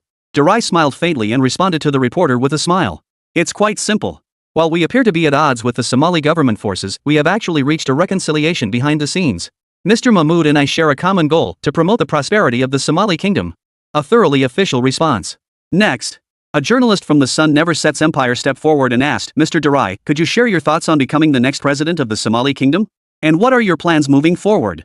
Dalai cleared his throat. Regarding my thoughts, I would like to express my special gratitude to His Majesty the King of the Yemen Kingdom. I thank him for his magnanimity in overlooking the inadvertent mistakes made by the Somali kingdom. I will not dwell on past grievances. Upon taking office, I will strengthen unity and cooperation with the Yemen kingdom to jointly promote development between our two nations. As two major coastal states, we will also properly manage vessel traffic in the Gulf of Aden, ensuring the smooth operation of international trade. Mr. Delai, could you elaborate on the process of reconciliation? Mr. Delai, do you have any other perspectives on this conflict? Mr. Somali, the incoming president, what new policies will you implement upon taking office? Previously, under the international manhunt, Al-Shabaab was like rats in the sewers, unable to see the light of day. He always envied them. He hoped that one day he could stand on a glamorous stage, just like those recognized political elites and tycoons, speaking eloquently. But now that the moment has arrived, he realized how troublesome it was. The reporter's questions gave him a headache. Yet to maintain his image now that he was on the right track, he couldn't afford to be as carefree as before. He answered the reporter's questions earnestly. Seeing the time was right, Jiang Ye stepped forward to break the tension. Alright everyone, that's all for today's press conference. I've said pretty much everything I wanted to say. With that, Jiang Ye turned and walked away. The reporters, naturally, were reluctant to end it, hoping to extract more information from Jiang Ye. Alpha stepped forward to block all reporters. He then signaled for the on-site security personnel to step in and restore order. Mahmoud stood frozen in place, utterly flustered. It wasn't until several security guards arrived that they escorted him away. This time, he was not taken into custody. Instead, he was taken directly to Jiang Ye's office. Inside the office, Jiang Ye sat in his chair. Beside him sat Henry. The solemn atmosphere nearly crushed Mahmoud. He sensed a military-like aura emanating from Henry, as if he might send him to his grave at any moment. This wasn't something ordinary people possessed. It was the unique aura of someone who had undoubtedly taken many lives. Sit. Jiang Ye had someone bring Mahmoud a chair. Mahmoud jumped in surprise, hastily protesting, No, I'll stand. Standing is fine, standing is fine. Don't be afraid. I won't kill you. Jiang Ye knew exactly what Mahmoud was thinking. He was afraid of death. He simply cherished his life. But controlling him would bring Jiang Ye far greater benefits than killing him. Hearing Jiang Ye's words, Mahmoud secretly breathed a sigh of relief, yet he still dared not relax. Jiang Ye said he wouldn't kill him. He didn't say what would happen to him afterward. Imprisoning him for the rest of his life. That would be worse than death. Footsteps sounded outside the door. Led by several attendants, Delai also entered the office. Your Majesty. Compared to Mahmoud, Delai carried himself with far greater ease. Upon entering, he first greeted Jiang Ye. Jiang Ye nodded and gestured toward Mahmoud. You two are old acquaintances, aren't you? Mahmoud flinched slightly. During his tenure, he had enacted numerous constitutional measures to suppress the Somali Youth Party. Friends? Hardly. More like mortal enemies. Delai flashed Mahmoud a smile. Mr. Former President, I'll need your counsel on many matters concerning the Somali kingdom going forward. As for past grievances, shall we call it even? That would be best. He feared Delai might hold a grudge and that would spell trouble for him. No need for formalities. Ask me anything you wish to know. Having served for so many years, I'm well versed in matters both great and small. Mahmoud said with flattery. Just 2 days ago, he was still the president of a nation. Now he's been reduced to a prisoner. The psychological blow was immense. But to survive, this was nothing. His life came first. He understood that well enough. Very well. You two should communicate more and strive to get the Somali kingdom back on track as soon as possible. Jiang Ye instructed, oh, and regarding those pirates over there, they need to be dealt with decisively. They can't be allowed to run rampant like before. As for the new decrees, I'll have someone deliver them to you shortly. Just enact them as written. For any other reforms, you can consult the people I've sent over. Jiang Ye placed great trust in Delai. But that didn't mean he trusted him completely. After all, this man was originally just a bandit leader who had come ashore. Fundamentally, his vision, strategic insight, remained rooted in his former ways. Therefore, Jiang Ye's appointment of him was merely to install a relatively acceptable puppet figure in power. The real authority remained firmly in the hands of the Yemen kingdom. As for Mahmoud, he must remain in the kingdom of Yemen for now. The Somali kingdom is too unsafe. Sending him there risks him being rescued by Lighthouse Nation forces or assassinated at any moment. Because to the Lighthouse Nation has become useless. Keeping him around might even pose a threat. Jiang Ye, however, needs to keep Mahmoud for now. Besides providing intelligence on the Somali kingdom to facilitate governance, he might still find use for him someday. After Delai departed, Jiang Ye had Mahmoud escorted away as well. He then began reviewing the recent financial reports of the Yemen kingdom sent by Charles. The Yemen satellite system had now officially become a major new revenue stream for the Yemen kingdom. This development has once again elevated the economy of the kingdom of Yemen. Had undergone another qualitative leap. Chapter 228, Supporting a Puppet, True Power. After the incident unfolded, for a long time afterward, the Lighthouse Nation plunged into chaos. For they discovered, no matter what measures they employed, they seemed powerless to effectively halt the rise of the Yemen kingdom. Obama panicked, and the entire Lighthouse Nation panicked. There was another matter. It was another headache for the Lighthouse Nation. Ever since Jiang Ye mediated the conflict between Shashi and Ichiro, Sash's attitude toward the lighthouse nation had suddenly turned extremely cold. Remember what Sasa used to be like? He practically groveled at their feet every year, eager to secure weapons from the lighthouse nation.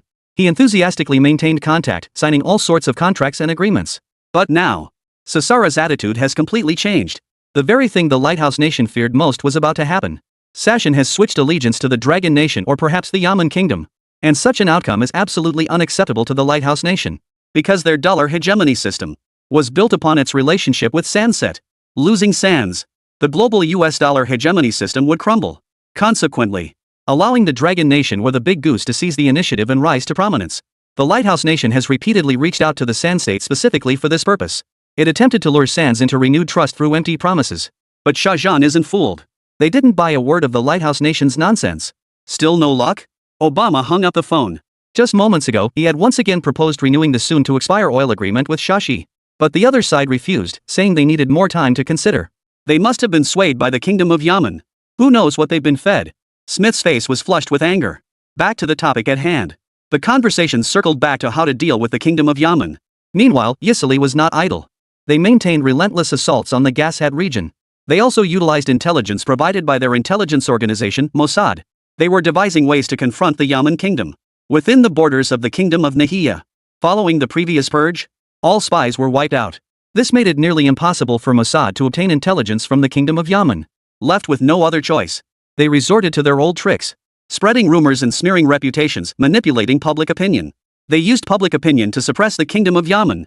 Thus, online, while the Kingdom of Yemen consistently maintained high popularity, negative news about it never ceases. Regarding this, Jiang Ye doesn't really care. The public can discern for themselves. Not many fools would be swayed so easily. Only when certain matters warrant attention would he call in global media for clarification.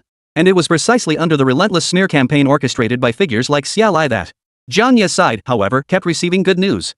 Though crippled by Jiang Ye, the Somali government forces remained a formidable force against other local factions. Leveraging the strength of al-Shabaab, defeating the government forces was originally a daunting task. However, following Mahmoud's press conference, all his former factions, along with portions of the Somali Kingdom government forces not under Jiang Ye's control, all chose to surrender. Ali thus easily took control of the Somali Kingdom and, following Jiang Ye's instructions, began purging the kingdom. Within a few days, they achieved significant results. Through this campaign, the Yemen Kingdom had firmly established its authority and prestige across the entire world. No one had anticipated the conflict would conclude in such a manner.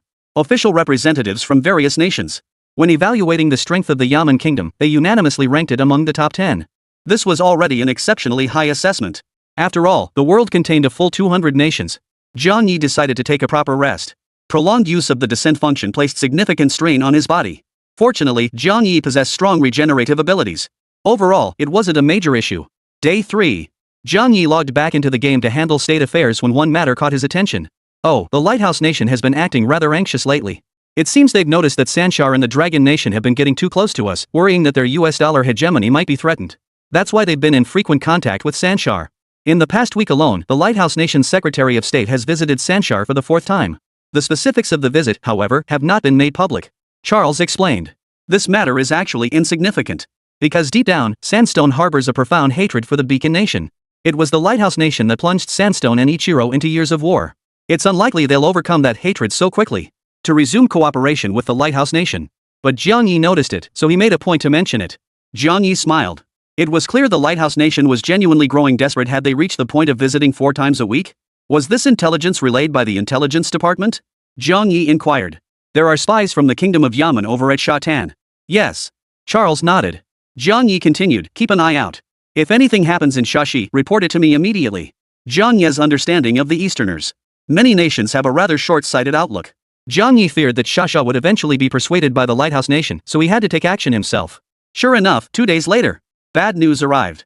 Jiang Ye was on the observation deck, gazing down at the nightscape of the Kingdom of Yemen. Charles appeared behind him, accompanied by an intelligence officer. Your Majesty, to sway Shazai, the Lighthouse Nation has decided to sell them a batch of their latest F-35 fighter jets. HM? Jiang Ye raised an eyebrow. They're bringing out the F-35s? Is the intelligence reliable? Charles's tone held no hesitation. Absolutely reliable. It seems the Lighthouse Nation is dead set on this. Sandstorm, that kind of big shot. They're not short on cash. What they lack most is military might only that can guarantee their national security. And the F-35 has always been one of the most advanced 5th-generation fighters in the world. Sashan has coveted it for years. They had repeatedly expressed interest in purchasing it. But such advanced aircraft, with their high technological content, are something the lighthouse nation dares not sell. Even if Singapore offered exorbitant sums, the sale would not be permitted. Globally, only Italy has managed to acquire F-35s from the United States. After all, they share a father-son relationship. Who would have thought that to win back Shah's favor, they'd even bring out the F-35 trump card? Jiang Ye knew. For Sands, this was an almost irresistible temptation. No one could turn down the world's most advanced fifth-generation fighter jet. These Dongzhou people are just unreliable. As the two spoke, Henry approached from behind, arms crossed over his chest. He halted about 4 or 5 meters from Jiang Ye and bowed. "Your Majesty, should we intervene and teach Shashi a lesson to make them remember?" Henry's temper remained as fiery as ever. Ready to start a fight at the drop of a hat. "No, let's observe the situation first. See what stance Shashi takes." Jiang Ye glanced at Charles. "Sasha hasn't formally responded yet, has he?" Charles shook his head. "Not yet." Chapter 230, Global Defense Exhibition. "Good." Jiang Ye crossed his legs and instructed, "Oh, and show me our arms export list again." Charles acknowledged the request. He turned to fetch the list. Taking advantage of the moment, Jiang Ye turned to Henry and assigned him a task. "Henry, I have a task for you." "Your Majesty, please speak." Henry perked up at the request. "Over the next couple of days, you'll travel to the Dragon Kingdom. Discuss the matter of Sandow with them. Once you arrive, I'll give you further instructions." Following the war in the Somali Kingdom, the Dragon Kingdom had been in frequent contact with Jiang Ye. Yet many matters proved too complex to resolve over the phone. Jiang Ye had intended to pay another visit to the Dragon Kingdom. But it seems he can't leave the country for the time being. Any developments in the Somali Kingdom require Jiang Ye's personal command. So he thought. He decided to send Henry in his place. As one of his most capable generals, Henry possessed both the qualifications and ability to handle the matter effectively. "No problem." Henry agreed immediately. At that moment, Charles returned with the list. Handing it to Jiang Ye, he reported, "Your Majesty, arms sales ranked 6th in our overall quarterly revenue. The top 5 were oil, natural gas, mineral exports, Alzheimer's drugs, and satellite navigation systems." To be honest, this result came as a surprise to Jiang Ye. He had always believed arms sales should rank among the top 3 revenue sources for the Kingdom of Yemen. Yet it had landed in 5th place. Even the recently launched satellite navigation technology had surpassed arms exports. After glancing at the list, Jiang Ye finally understood what was happening. Up to now, the countries importing weapons from the Kingdom of Yemen were all small nations. For example, Costa Rica, St. Lucia, Andorra, Iceland, and others. Many of these nations were virtually unknown. Thanks to the superfactories constructed by the system, significantly reduced the cost of weapon development for the Yemen Kingdom. Its export pricing strategy emphasizes affordability. Given that these nations possess relatively modest average economic strength, they naturally opt to collaborate with the Yemen Kingdom. Furthermore, due to their small territorial size, and their military forces are small, they require fewer armed personnel. This results in their orders being small in scale. Thus, the profits generated are correspondingly modest. As for major powers collaborating with the Kingdom of Yemen, it's not that there are none, but they are few. Currently, only the Dragon Nation and Ichiro. Among them, the arms trade volume between the Dragon Nation and the Yemen Kingdom accounts for a staggering 39% of the Yemen Kingdom's total in this sector. There is another reason. The current external perception of the Kingdom of Yemen's military strength largely centers on its air force. Whether it was the previous war with Yisili or this recent conflict where mere bombing campaigns shattered the Somali Kingdom's forces. Because its air force is so overwhelmingly powerful. This has led other nations to overlook the Yemen Kingdom's land-based military capabilities. Furthermore, other major powers have long established their own specialized supply chains through years of development. Consequently, very few major powers would actually consider importing weapons from the Kingdom of Yemen. After all, nations that have never engaged in actual combat with the Kingdom of Yemen. It's hard to grasp just how formidable the weapons produced by the Kingdom of Yemen truly are. Based on Jiang Ye's current understanding of global demand for weapon imports, and their demand for weapon imports, if he could find an opportunity to showcase them properly and let the world see just how formidable Yemen Kingdom's weapons are, then it would surely elevate the arms trade into one of the kingdom's premier super industries. Jiang Ye identified numerous potential clients such as the A-triple nations. These nations possess vast armies, yet their weak military industrial bases prevent independent production of large quantities of weapons and equipment. Therefore, they heavily rely on imports. Annual import expenditures exceed at least tens of billions of US dollars. If the Kingdom of Yi didn't earn this money, it would all go to the Big Goose and the Lighthouse Nation. If Jiang Ye remembers correctly, not long ago, the 3 Arab nations signed a massive $12.1 billion order with the Lighthouse Nation. Then there's Sand State, no need to elaborate.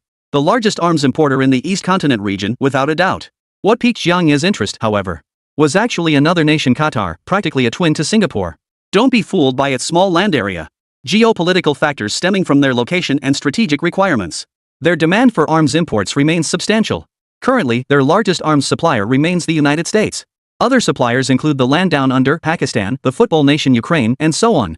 If we could seize all these contracts, not only would it boost the economy of the Kingdom of Yemen, propelling its arms industry to take off and leapfrog to become the world's largest arms dealer, it would also deal a fatal blow to the lighthouse nation's monopoly over the global arms trade. At this thought, Jiang Ye grew increasingly eager to act. After a moment's thought, Jiang Ye turned to Charles and said, "Here's what we'll do. Announce that we'll host a global defense exhibition in 1 week. Any invited nation may send representatives to attend without restriction." The sudden recollection of arms deals. It was actually because of the lighthouse nation's reminder. The lighthouse nation wanted to use the F-35 to lure Sandstorm back into their camp. Why couldn't Jiang Ye employ the same tactic to draw in a wave of Sandow? The weapons of the Yi Kingdom were all produced by the system's super factories. When it came to performance, Jiang Ye had never feared anyone. Therefore, Jiang Ye intends to engage in a comprehensive technological competition with the lighthouse nation. To engage in a comprehensive technological competition. Let Sanda make their own choice.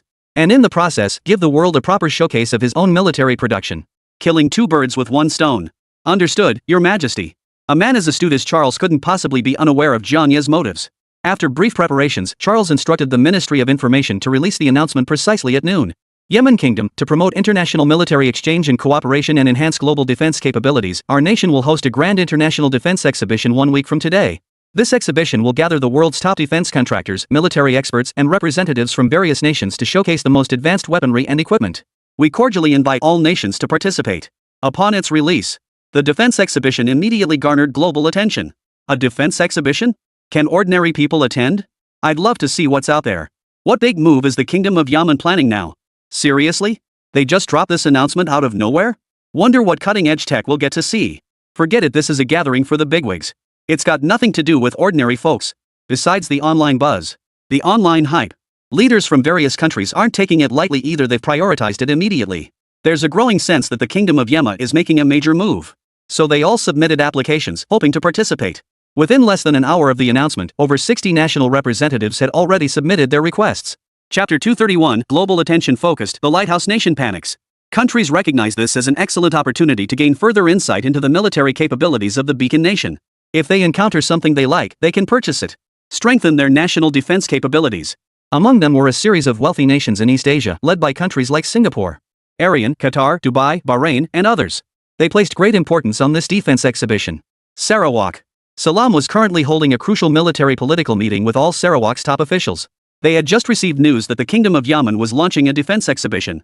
So they took the opportunity to discuss this matter. The Kingdom of Yemen suddenly convening a defense exhibition, I suspect it's not that straightforward. Should we wait and see and respond to the lighthouse nation later? Salman's voice was hoarse. His gaze swept across everyone present. Marshal Rashid of the Sand Army nodded firmly. Yes, Your Excellency. I concur. The Kingdom of Yemen possesses formidable military strength. We should wait until after their defense exhibition concludes before deciding whether to purchase equipment from Lighthouse Nation. The Lighthouse Nation has shown great sincerity this time. They've even brought out the F-35s. It must be noted that prior to this, Shatai had repeatedly proposed purchasing F-35s from the Lighthouse Nation. Each time, the Lighthouse Nation had firmly rejected the requests. Therefore, when the Lighthouse Nation now proposed delivering the F-5s, the entire top leadership of Sandia was shaken and thrilled. Both sides agreed to finalize the order during the U.S. Secretary of State's upcoming visit to Sandow in 3 days. But who could have predicted? A third party suddenly intervened. The Kingdom of Yemen unexpectedly announced it would host a defense exhibition at this very moment. The exhibition was bound to showcase some promising technology. Having already committed to the Lighthouse Nation, would they now purchase another batch from the Yemen Kingdom? They're rich, but not stupid. Buying too many weapons just means they'll gather dust in warehouses, completely useless. Not to mention, acquiring many sophisticated systems requires additional annual expenditures for maintenance, hiring technicians for inspections, and so on. Mr. President, the Lighthouse Nation Embassy requests an audience. Oh? What do they want? Salman turned his head toward the conference room door, where a security guard had appeared. I don't know. They didn't say, only that it's urgent and they wish to see you. Tell them to wait. Salman waved impatiently. Rashid wondered aloud, an urgent request at this hour? Probably about the order again. Are they starting to panic? Salman smiled faintly. Let them fret. A little urgency might do them good.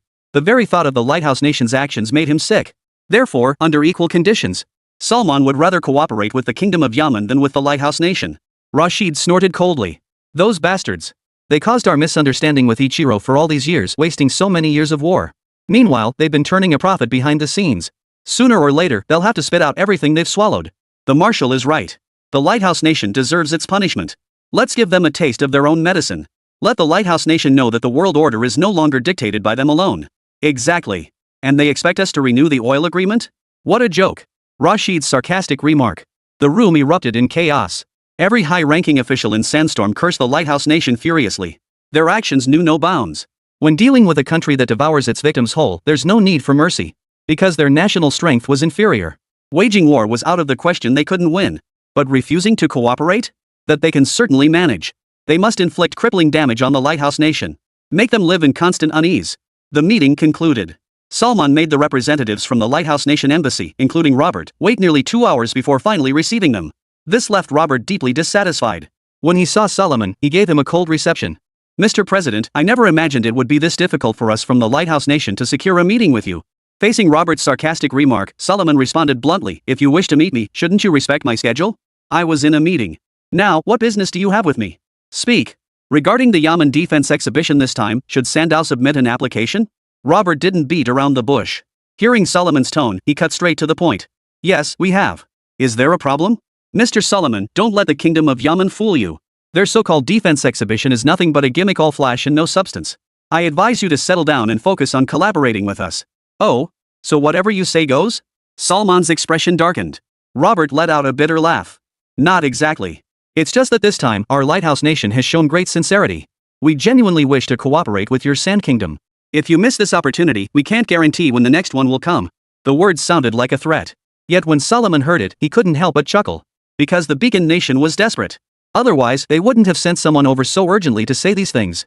Salman rose, hands behind his back, and walked toward the window. His gaze fixed on the scenery outside. He remarked calmly, with whom we choose to cooperate seems to be our prerogative, doesn't it? Besides, we haven't formally signed any cooperation agreement with the Lighthouse Nation yet. Rest assured, commercial partnerships are all about mutual benefit. If the fighter jets and weapons your Lighthouse Nation offers provide better value for money, we'll naturally choose you, won't we, Mr. Robert? Robert was momentarily speechless. His mind seemed to short-circuit. He didn't know how to counter Solomon's argument. The situation was exactly as Solomon had described. The Lighthouse Nation was indeed growing desperate. All the high-ranking officials could see it. The Kingdom of Yemen's defense exhibition this time was clearly targeting the Lighthouse Nation. The Lighthouse Nation exports massive quantities of weapons worldwide every year. They rake in huge profits. Arms trade is also one of the Lighthouse Nation's largest economic sources. If the Yemen Kingdom's defense exhibition succeeds, and other nations witness the Kingdom of Yemen's advanced weaponry and superior cost-effectiveness compared to theirs, guess what will happen? What would happen? The Lighthouse Nation's arms orders would be slashed in half, suffering a devastating blow. Especially now with Sandstain. They were counting on this arms deal, specifically selling F-35s to bring Sanda back into the Northern Alliance camp. If Sandia truly changed its stance at the Yemen defense exhibition, what would become of them? That's why the subsequent events unfolded. An urgent call came from the Lighthouse Nation, instructing Robert to visit Sandia for negotiations at all costs. But the situation arose suddenly. Robert clearly arrived unprepared. By the time the talks commenced, he lacked a relatively reasonable justification to persuade President Solomon of Sanda. Chapter 232, The World's Strongest Sixth-Generation Fighter? Ahem. Well, Mr. Solomon, the Lighthouse Nation actually places great importance on our bilateral relations. I know there have been certain misunderstandings between us, but you must believe these are all deliberate smears against us. Robert began playing the sympathy card. However, he shouldn't have brought this up. The moment he did, Solomon's expression darkened visibly. Both witnesses and evidence were present. Chance and Ichiro had cross-referenced records for days, all the conflicts and skirmishes over the years. Every single one matched up perfectly. Proving the mastermind behind it all was the Lighthouse Nation. And you call this a misunderstanding? If it's a misunderstanding, why doesn't the Lighthouse Nation present more compelling evidence instead of just talking? If he trusted the Lighthouse Nation again, that would be sheer stupidity. Robert glanced at Solomon's expression and realized he'd said the wrong thing. He quickly changed the subject. You see, beyond the F-35 fighters, the Lighthouse Nation's military cooperation with Sandstain actually encompasses various other advanced weapons, both naval and land-based. As you know, the Yemen Kingdom's own naval strength is so weak that they couldn't possibly assist Sandstain in that domain. The Lighthouse Nation certainly had the confidence to make such a claim. Just look at their fleet of 11 super carriers. That's a force capable of instilling despair in most nations worldwide. The unmanned combat vessels exposed by the Kingdom of Yemen are formidable. But compared to a fleet of 11 super carriers, they still pale in comparison, at least in everyone's eyes. For a moment, Salman was genuinely moved. Fifth-generation fighters, plus the latest naval and land-based weaponry. The Lighthouse Nation was pulling out all the stops to win them over. Securing this partnership, at the very least, it would significantly boost Sandow's strength, propelling its military power several ranks higher on the global stage. Alright, I won't disturb you further. President Solomon, take your time to consider this. Your response can come later. We're simply acting in the interests of both nations and our bilateral relationship, nothing more. Robert rose and departed. Salman symbolically sent someone to escort Robert part of the way. After he departed, Salman plunged into deep contemplation. He debated whether to attend the Yemen kingdom's defense exhibition. In the end, he decided he must attend, absolutely must attend. For the same reason. His heart may have been stirred. But upon reflection, Solomon didn't place much trust in the lighthouse nation's words. Therefore, he must prepare for all eventualities. Leave a backdoor open for Shashi. Otherwise, if he truly believed the lighthouse nation's promises and they later reneged, Solomon would have nowhere to turn. Throughout history, examples of the lighthouse nation breaking its word were plentiful. He was afraid. After Robert returned, he immediately relayed the news to the lighthouse nation's high command. Mark, who was planning the next move against the Kingdom of Yemen from his office in the Pentagon, Mark, who was planning the next strategy against the Kingdom of Yemen, instinctively furrowed his brow. A sense of unease stirred within him. It was clear that Sandstain had brushed them off. We were just about to collaborate with Sands, and now they're pulling this defense exhibition stunt. Are they deliberately trying to thwart us? Smith's expression grew grave. It's too obvious. Why did the Yemen kingdom have to hold their defense exhibition right now? What kind of coincidence is that? It's possible, but... Mark realized a terrifying possibility. How did they find out about our collaboration with Sandstone? This is a state-level secret. Until confirmed, it remains top-secret information impossible to leak.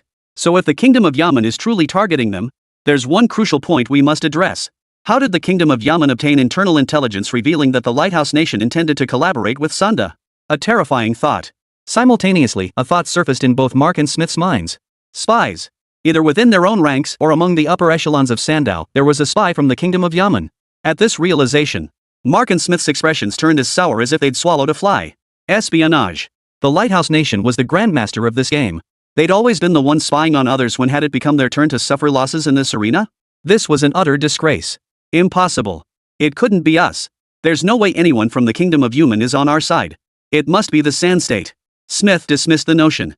Precisely because spies are so formidable and crucial. That's precisely why the lighthouse nation maintains such stringent security measures in this area. The Yemen kingdom has only existed for a few months. It's impossible for them to have infiltrated this deeply so quickly. But Shashi was different. The lighthouse nation's spies can easily infiltrate Sandset, so they know Sandset's defenses in this regard aren't particularly stringent. Shashi really is something. Mark sighed in exasperation. What now? Smith pondered for a moment before replying, I don't know. But rest assured, since we've already deployed the F-35s, I refuse to believe Shashi won't be tempted. They won't be able to resist the allure. 5th-generation fighter. It can almost be called the most powerful fighter jet on this planet. Currently, only 3 nations possess their own 5th-generation fighters. They are the Dragon Nation, the Big Goose, and the Lighthouse Nation. How formidable are 5th-generation fighters? Let's put it this way. They possess stealth capabilities that utterly outclass all other fighter jets, meaning in modern combat, a 5th-generation fighter facing off against others is like a sighted person fighting a blind opponent. They also boast exceptional maneuverability, supersonic cruise capability, and advanced avionics systems. They are equipped with highly intelligent sensors, electronic warfare systems, and more, enabling precise target detection, information fusion, and analysis. Each of these capabilities alone is enough to make opponents feel utterly hopeless. This has led to countries worldwide are desperately striving to develop their own 5th-generation fighters. China was a prime example back then. To develop its own 5th-generation fighter? Behind the scenes, it's impossible to know how much sweat and money were poured into the effort before they finally succeeded. Therefore, Smith believes their F-35 is an offer the Sand Kingdom absolutely cannot refuse. The Kingdom of Yemen, though possessing its own 5th-generation fighter, and its performance far surpasses that of their F-35. This point was readily apparent from previous engagements. The Yemen Kingdom's 5th-generation aircraft surpassed theirs by an entire tier. Indeed, many military experts in the Lighthouse Nation estimate that aircraft is already infinitely close to a 6th-generation fighter, the strongest on Earth. But so what? Smith did not believe the Kingdom of Yemen would publicly sell such fighters worldwide, because that was the Kingdom of Yemen's ace in the hole. It was precisely through such fighter jets that the Kingdom of Yemen established its foothold in East Continent and flexed its military might before the world. Once the Kingdom of Yemen sells it, other nations would gain access to this fighter jet, acquiring equal strength. What advantage would the Kingdom of Yemen have left? Chapter 233. The bet continues. Jiang Ye's stakes. Therefore, to ensure its strength remains unmatched and its aerial superiority preserved, the Kingdom of Yemen absolutely cannot sell it. On the contrary, they're scrambling to keep it under wraps. After all, if other nations obtain such fighters, they would inevitably conduct covert research on the aircraft specifications. Before long, powers like the Dragon Nation and the Big Goose might achieve technological breakthroughs and develop their own 6th-generation fighters. Oh, and that includes the Lighthouse Nation too. The growth of our adversaries is a form of decline. But the Lighthouse Nation is different. The Lighthouse Nation possesses substantial air power. Beyond the F-35 fighter jets, they maintain a diverse aerial arsenal. First, the lighthouse nation possesses a large number of pilots. These personnel undergo rigorous training and possess extremely high combat capabilities. It maintains a fleet exceeding 14,000 aircraft of all types. This includes fighters, bombers, transport aircraft, reconnaissance planes, early warning aircraft, tankers, and armed helicopters.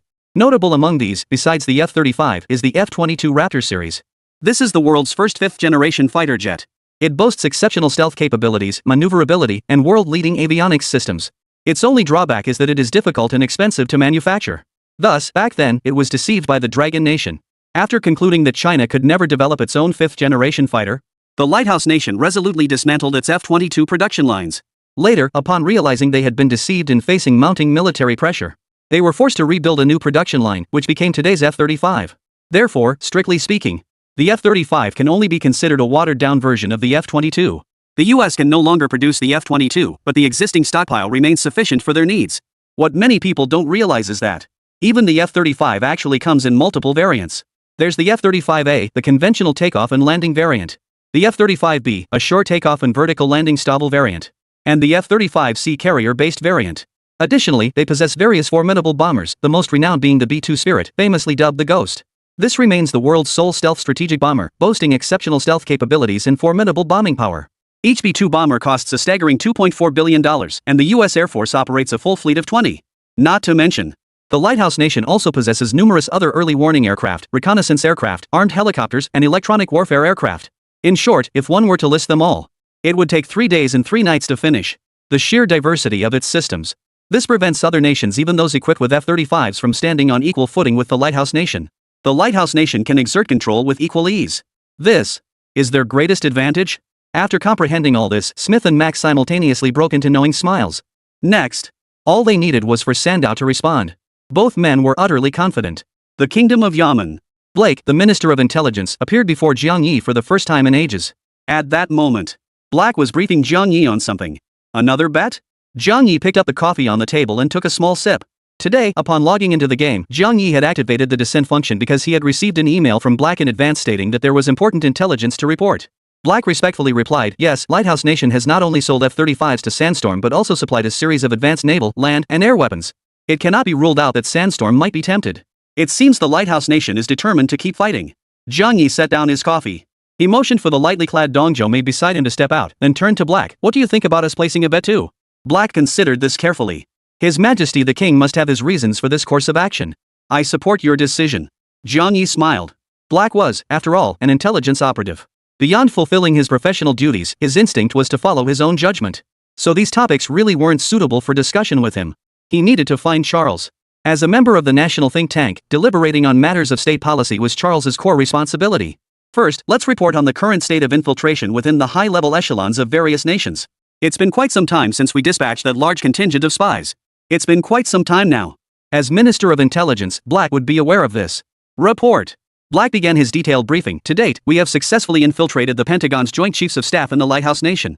We now receive real-time intelligence on all major domestic conferences, including critical policy decisions.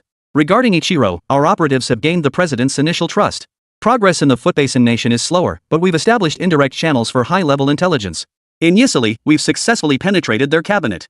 Hearing Blake's explanation, Jiang Ye finally grasped just how formidable the intelligence operatives rewarded by the system truly were. Now, without even leaving his home, yet gain real-time access to the inner workings of every nation's leadership. All right, Black, you may leave now. Keep me updated on any developments in the nations. Yes, sir. After Black departed, Jiang Ye also rose and departed the palace. Shortly thereafter, he arrived at the news department and located the person in charge there. Your Majesty. The man bowed deeply in alarm upon recognizing Jiang Ye. Jiang Ye gave a slight nod, motioning for him to rise. No need to be nervous. I want you to announce this. At this defense exhibition, we will showcase the Yemen Kingdom's latest 6th-generation aircraft. Interested parties may submit purchase applications to the Yemen Kingdom. Upon approval, sales will proceed. The Lighthouse Nation was determined. They aimed to court Sandstorm. But it wasn't just them who could place bets, Jiang Ye could too. Moreover, the leverage Jiang Ye holds. Not something the Lighthouse Nation could ever match. 5th-generation fighter? Jiang Ye directly presented something surpassing 5th-generation aircraft, 6th-generation aircraft. Let's see how Sandstorm chooses. As for defining 6th-generation aircraft, currently there is no universally accepted standard worldwide because no one has developed one yet. So whether it's an extreme 5th generation, the pinnacle of 5th generation, or a 6th generation fighter, it's entirely up to Jiang Ye. Yes. This time, Jiang Ye intends to sell a batch of Caliban fighters. Ever since the Foaming fighters came into existence, the Caliban fighters have been gathering dust in storage, rarely used. Rather than letting them go to waste, it's better to showcase them globally at this defense exhibition. It's not just Sand Sea. Countries, including the Lighthouse Nation, will take a keen interest in the Caliban fighter. After all, the Caliban fighter has shot down the Lighthouse Nation's F-35s more than once. Sixth-generation fighter for sale? The person in charge was clearly startled. This was major news. He hurriedly posted a new announcement on the official website as Jiang Ye had instructed. A few minutes later, the announcement was complete. Jiang Ye left the press release area with satisfaction and patiently awaited the international response. Chapter 234. The budget is limitless. Yemen Kingdom. To further promote national defense capabilities and bring peace to more nations, the Yemen Kingdom has decided to showcase its latest sixth-generation fighter jet at the defense exhibition. Selected technologies will be disclosed, and purchasing rights will be offered to interested countries. The defense exhibition became a global hot topic immediately after its announcement. It has garnered significant attention from high-level officials worldwide. Regarding this defense exhibition, opinions vary widely. All sorts of opinions have been voiced. Yet one point remains universally acknowledged. That is, the exhibition will undoubtedly showcase the technological prowess of the Kingdom of Yemen. Who knows? Maybe some groundbreaking black tech will be unveiled, stunning the world. That alone is enough to build anticipation. But who could have known? No one could have imagined that the Kingdom of Yemen's true trump card was yet to come. Sixth-generation fighter jet? When those three words appeared, netizens worldwide and leaders across nations were left utterly dumbfounded. Could it be a mistake? But after rubbing their eyes and scrutinizing the text multiple times, they realized they hadn't. It was all real.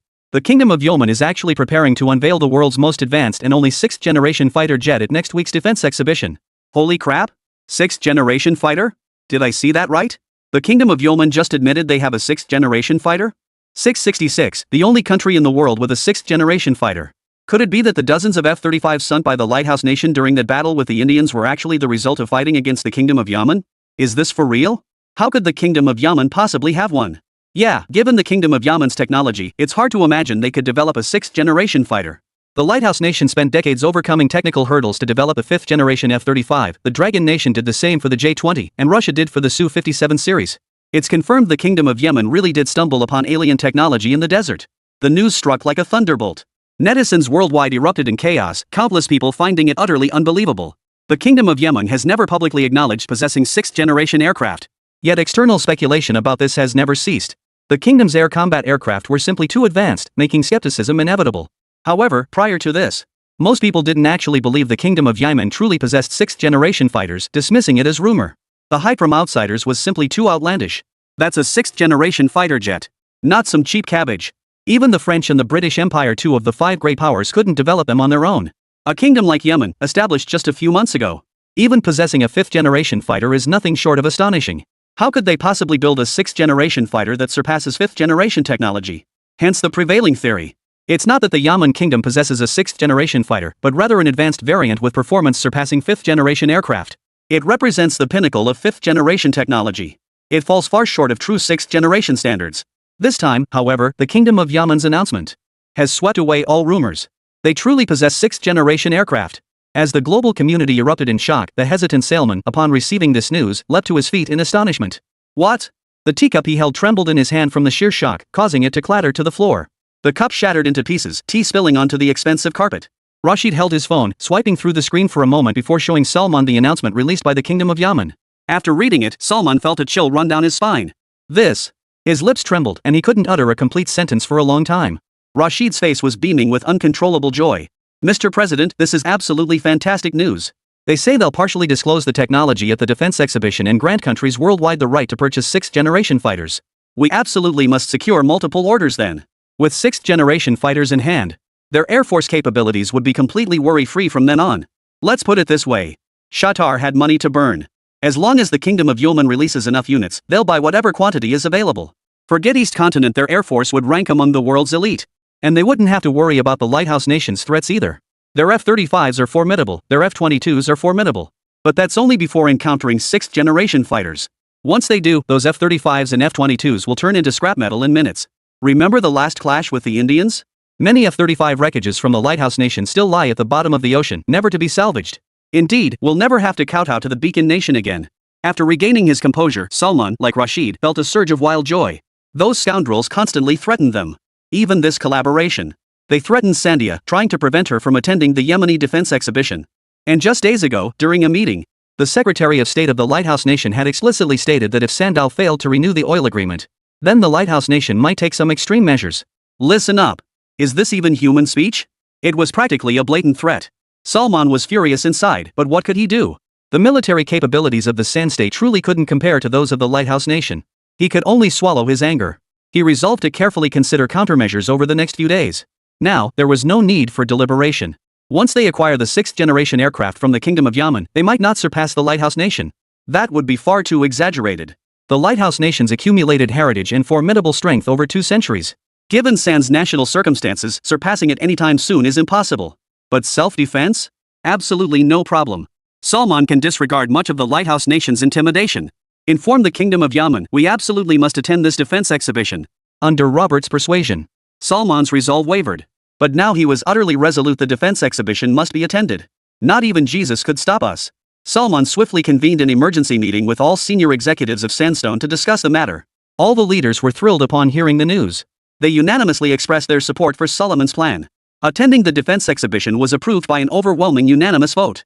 In matters of national importance like this, achieving unanimous agreement among all high-ranking officials when making major decisions is actually quite rare.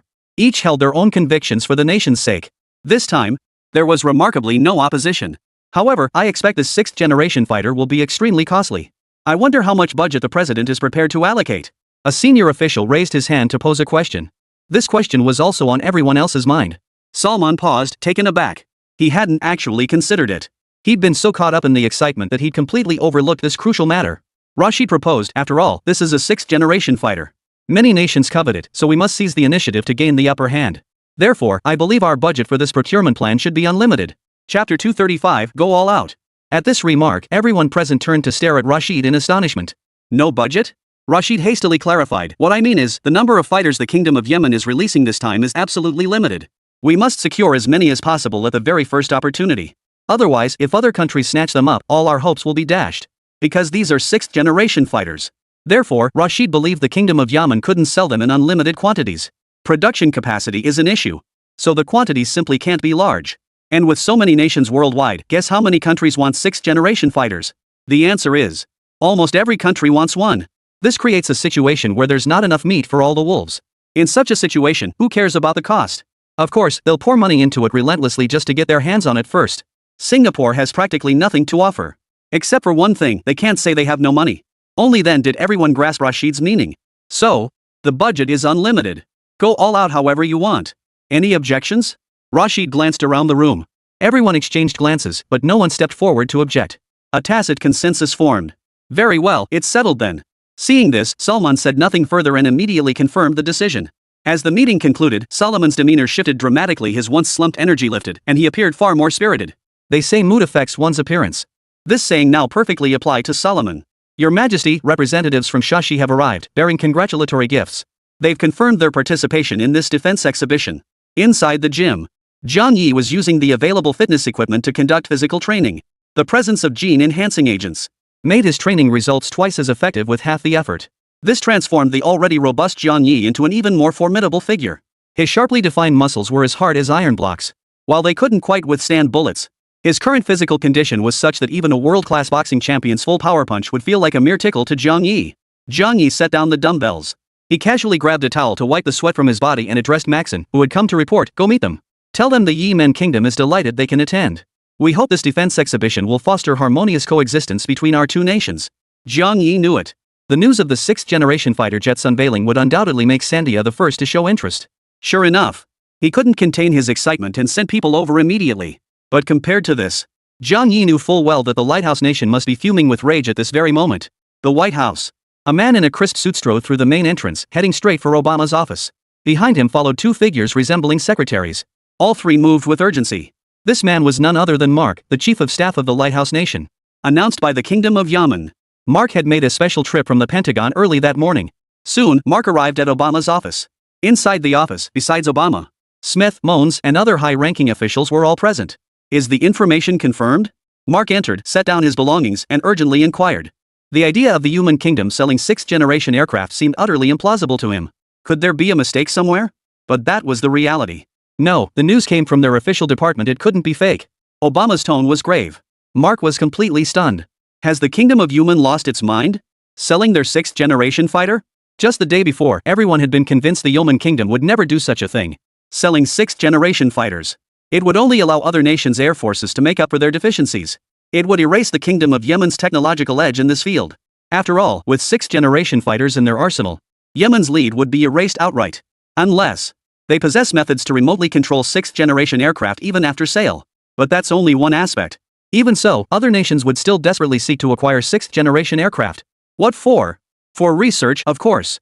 Doesn't the Kingdom of Yemen worry that other nations might reverse engineer the core technologies of its 6th-generation aircraft? Don't underestimate the R&D capabilities of other nations. Especially the Dragon Nation. From industrial backwardness to global leadership, becoming the world's second-largest economy and largest industrial nation. They achieved this in just a few short decades. Then there's the Lighthouse Nation. The world's technological leader, a pioneer at the forefront of modern science and technology. The Kingdom of Yemen truly has nothing to fear. They studied the Kingdom of Yemen's 6th-generation aircraft technology and developed their own 6th-generation aircraft? Mons sat by the window. Sunlight streamed in through the window, illuminating his receding hairline. His expression turned stern as he declared, "All that is secondary now. The urgent matter is figuring out how to handle the situation with Sandstorm." His words jolted them into realization. Mark and some of the others present finally remembered. The nation most impacted by the Yemen Kingdom's announcement was actually them. They had planned to use high-tech weapons, the F-35, to win over Sandia. Now that the Kingdom of Yemen was selling 6th-generation fighters, it was obvious. Sashin would surely abandon the Lighthouse Nation and throw its support behind the Yemen Kingdom. Smith angrily lit his cigar. A puff filled the office with smoke. Normally, Oba would give him a piece of his mind. But now, he couldn't be bothered. He was in turmoil himself, tempted to light one up too. Smith exhaled a puff of smoke, his expression grave. They're clearly working against us, trying to dismantle our oil dollar system. We absolutely cannot let them succeed. Even a fool could see what the Kingdom of Yemen was up to. Yeah. Obama looked at Smith. But what exactly are we supposed to do? If we go head-to-head, they can't match us. Using force risks escalating into nuclear war. Playing dirty tricks and open schemes. They're no match for the Kingdom of Yemen either. Unbeknownst to them, the Yemen Kingdom is like an invisible giant hand, gripping the throat of the Lighthouse Nation, leaving them gasping for air. Smith hesitated, words caught in his throat. But after careful thought, he swallowed them back. Suddenly, his eyes lit up as an idea struck him. Right, when does their defense exhibition begin? And what about that matter I mentioned last night, President Obama? They initially said it was a week away, leaving 5.5 days from now. Obama replied. As for the matter Smith mentioned last night, Obama slapped his thigh, nearly forgetting something so crucial.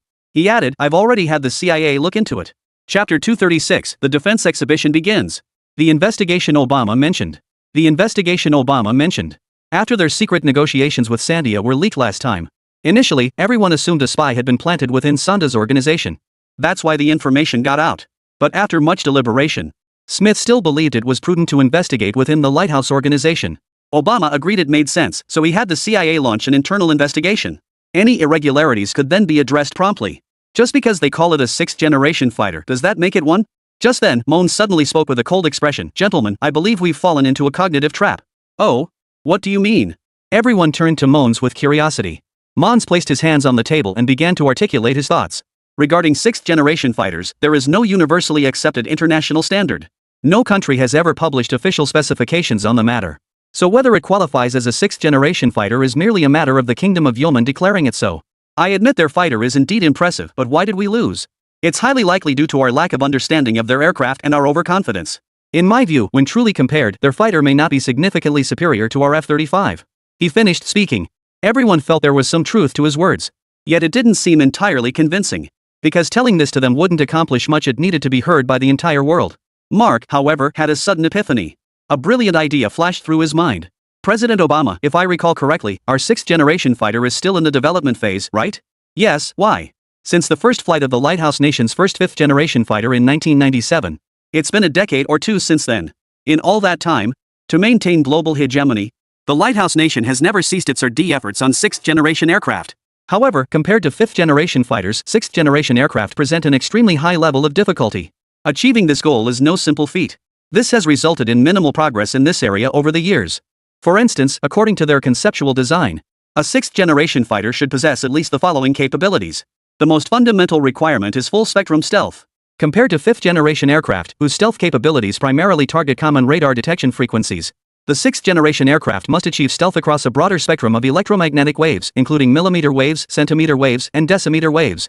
It must also feature superior infrared stealth. This means reducing the aircraft's infrared signature.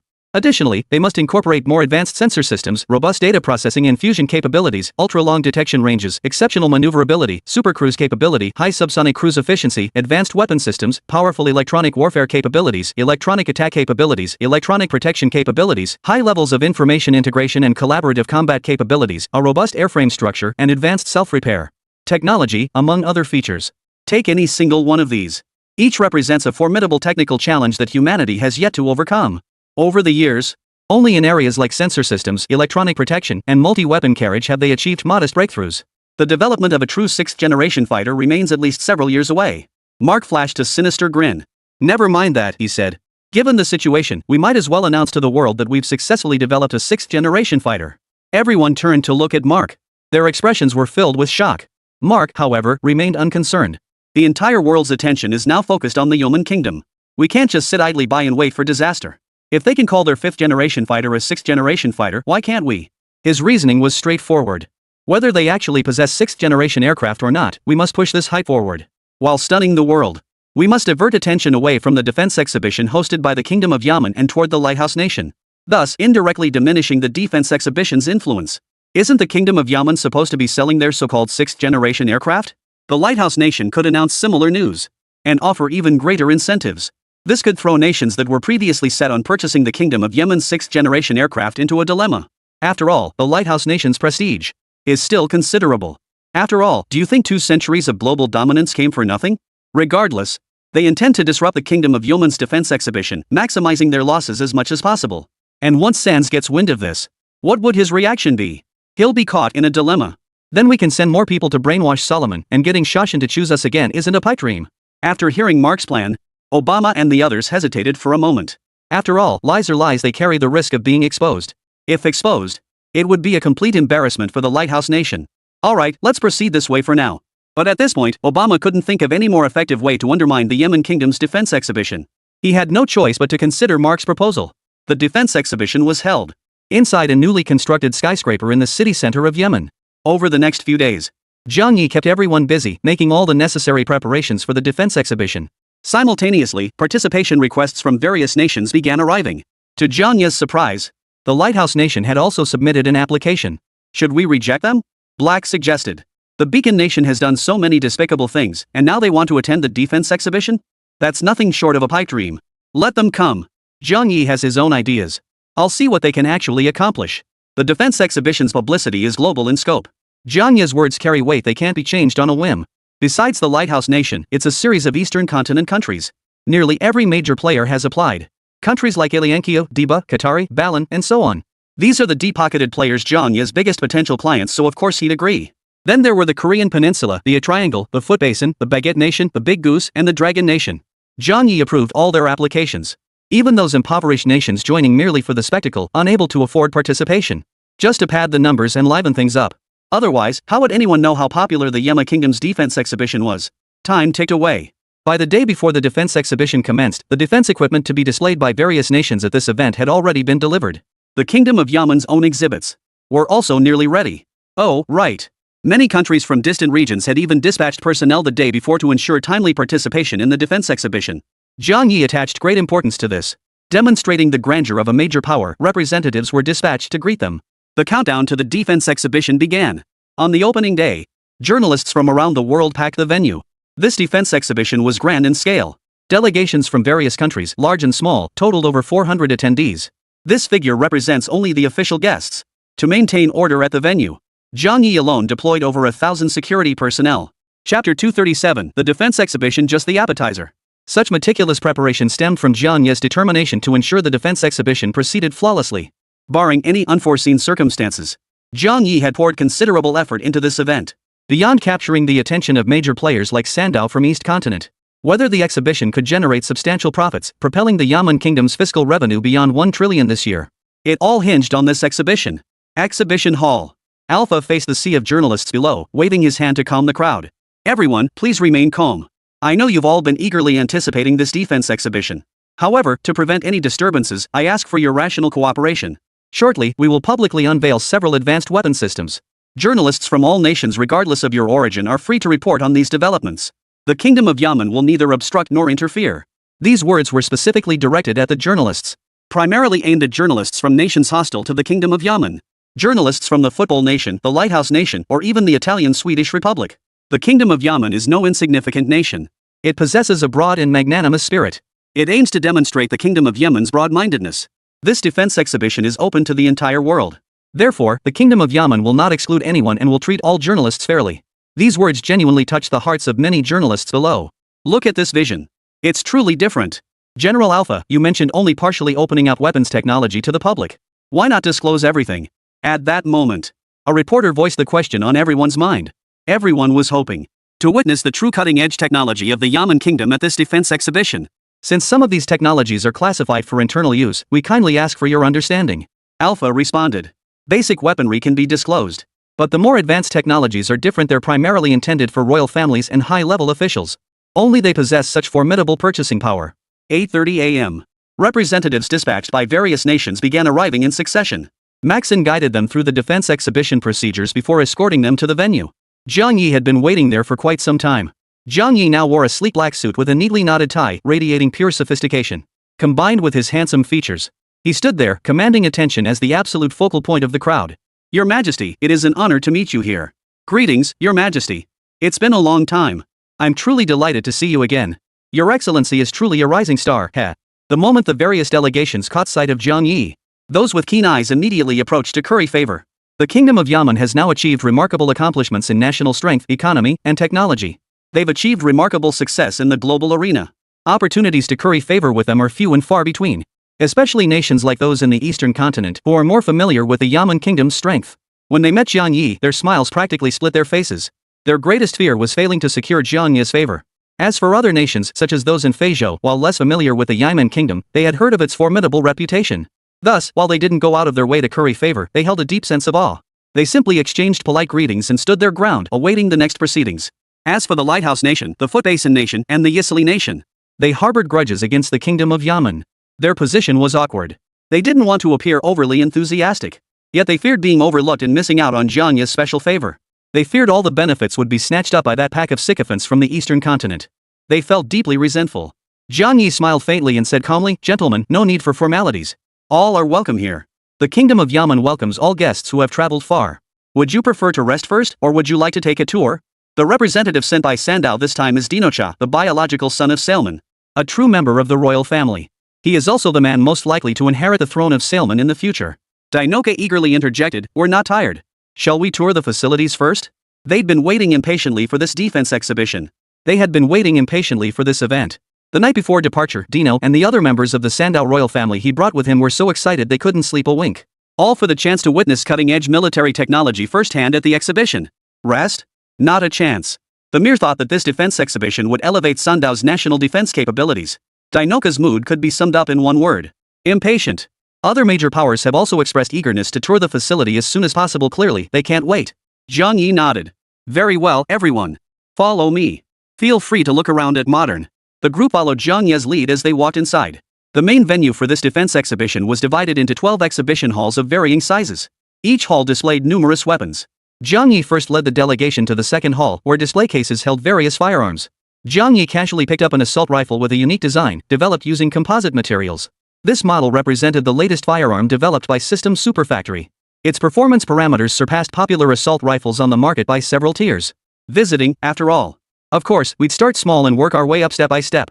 You can't just start with the big gun showing them armored tanks, armed helicopters, or even fighter jets. Consider this an appetizer. This firearm, known as the C-59 assault rifle, has a caliber of 7.62 mm, an overall length of 950 mm, and weighs 42 kilograms. Its most impressive feature is its versatility. It can use standard magazines or unconventional drum magazines, achieving a rate of fire of 1,300 rounds per minute with an effective range of 1,200 meters. After rigorous testing by our team, it functions reliably in extreme environments including high temperatures, low temperatures, humidity, and dusty conditions. It achieves an average of 60,000 rounds fired without failure. To ensure the rifle's durability, we've put significant effort into the materials used, employing advanced composite materials that guarantee durability while keeping the weight within a reasonable range. Of course, what you're likely most interested in is this firearm's aiming system, equipped with an advanced optical sight. It integrates night vision, thermal imaging, and range-finding capabilities into one versatile unit. After hearing this, the representatives from various nations present gaped in astonishment. An unconventional magazine, a rate of fire of 1,300 rounds per minute. Are you sure this is a rifle and not a machine gun? For a standard rifle, an uninterrupted firing capacity of 20,000 rounds is already absurd enough. Yet this C-59 managed 60,000 rounds. What kind of monstrous performance would be required to achieve this? The crowd was first stunned, then their eyes lit up. Chapter 238, Stunning the International Delegates. Among all individual combat equipment, this firearm undoubtedly ranks among the absolute elite. No. To be precise, in terms of performance, no rifle currently on the market can compare to the C-59, independently developed by the Kingdom of Yemen. Even legendary rifles like the AK-47, M16, and AR-15 series are utterly annihilated by the C-59, leaving nothing but dust. We wish to purchase a batch. Us too. What's the price like? Yeah, it must be expensive, right? Our unit needs this exact rifle. Would bulk orders qualify for a discount? As long as it's not too expensive, our country wants it too. The representatives from several African nations spoke with evident emotion. Unlike other nations, Feijo is a place of utter poverty, one of the poorest regions in the world. Consequently, the economic levels of Feijo nations are also severely lagging. The GDP of many of these nations doesn't even match that of a single province, or even a city, in other developed countries. Military capabilities, naturally, lag behind. While developed nations wage war with missile barrages, they still rely on primitive firearms and close combat. Thus, firearms and similar weapons remain the primary means of combat in their regions. If they could obtain such C-59 assault rifles, it would undoubtedly enhance their national military strength. It would also give them a competitive edge against other African nations. Not cheap, but not exorbitant either. Jiang Ye spoke up. The C-59 was developed by the System Construction Superfactory, so there were virtually no R&D costs, only material and production expenses. Jiang Ye had calculated it. The production cost for a single C-59 unit is under $400. Therefore, as long as the price is above this figure, Yemen Kingdom essentially makes a profit. But it couldn't be too cheap. $3,000 per unit. Jiang Ye ultimately proposed a relatively high price, since standard assault rifles typically cost between $800 and $1,000. Sure enough, the representatives from the Feijo delegation present all looked troubled. Nevertheless, driven by the need to bolster their national defense capabilities, they decided to bite the bullet. Fear also played a role. The equipment Jiang Ye introduced later was even more expensive, far beyond their means. Aircraft and artillery were hardly practical for conflicts on Feijo's scale. Missiles were out of the question, they simply couldn't afford them. We'll take 1,000 units. We'll take 1,000 too. Then we'll take 1,500. We'll take 800. The Flying Continent delegation began placing orders. The quantities weren't large, but they were already pushing their limits. Jiang Ye hadn't expected them to bring much anyway. Just then, perhaps to show support, Dinoka immediately held up one finger and declared, "Your Majesty, we'll take 10,000 of these firearms." Everyone stared at him in astonishment. Especially the nations of Feijo. They haggle over every 1,000 or 2 they buy, yet here you are, demanding 10,000 right off the bat?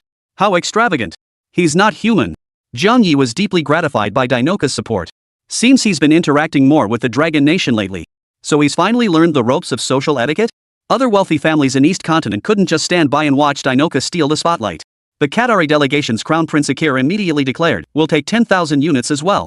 The young Prince of Dubai wasn't about to be outdone. "Then we want that many too." Ali Ankiu and the Kingdom of Balance subsequently placed orders for 10,000 units each. The onlookers were dumbfounded, inwardly sighing, "Money talks." Only the Yisili delegation wore expressions of utter contempt. They inwardly cursed countries like Sazin as Jiang Ye's fawning lackeys, utterly devoid of dignity. The jealousy was palpable. Jiang Ye instructed his staff to record the orders. Then he led the group to continue the tour. The first exhibition hall showcased an array of firearms and individual combat weapons, dazzling the eyes. The attitude of countries like Sandow remained consistent. They placed orders immediately for items they liked. Other nations gradually made their selections as well. Only the Lighthouse Nation maintained an air of disdain. For it firmly believes its firearms are the most advanced in the world. There was absolutely no need to import from the Kingdom of Yemen. Besides, even if they knew the gap existed, they couldn't import anything. After all, the Lighthouse Nation was the world's top arms exporter. Why would they buy from others when they're sitting on a mountain of stockpiles? What a joke. Deputy Chief of Staff Akin of the Lighthouse Nation remarked with hidden meaning, "Who would have thought the Yemen Kingdom's military industry could produce such outstanding equipment? Congratulations to you all. Though I wonder how you managed it." The insincerity was painfully obvious. Jiang Ye shot him a glance and chose to ignore him. Akin-san froze awkwardly before clearing his throat and pretending nothing had happened. When might you be able to show us some of that real cutting-edge tech?"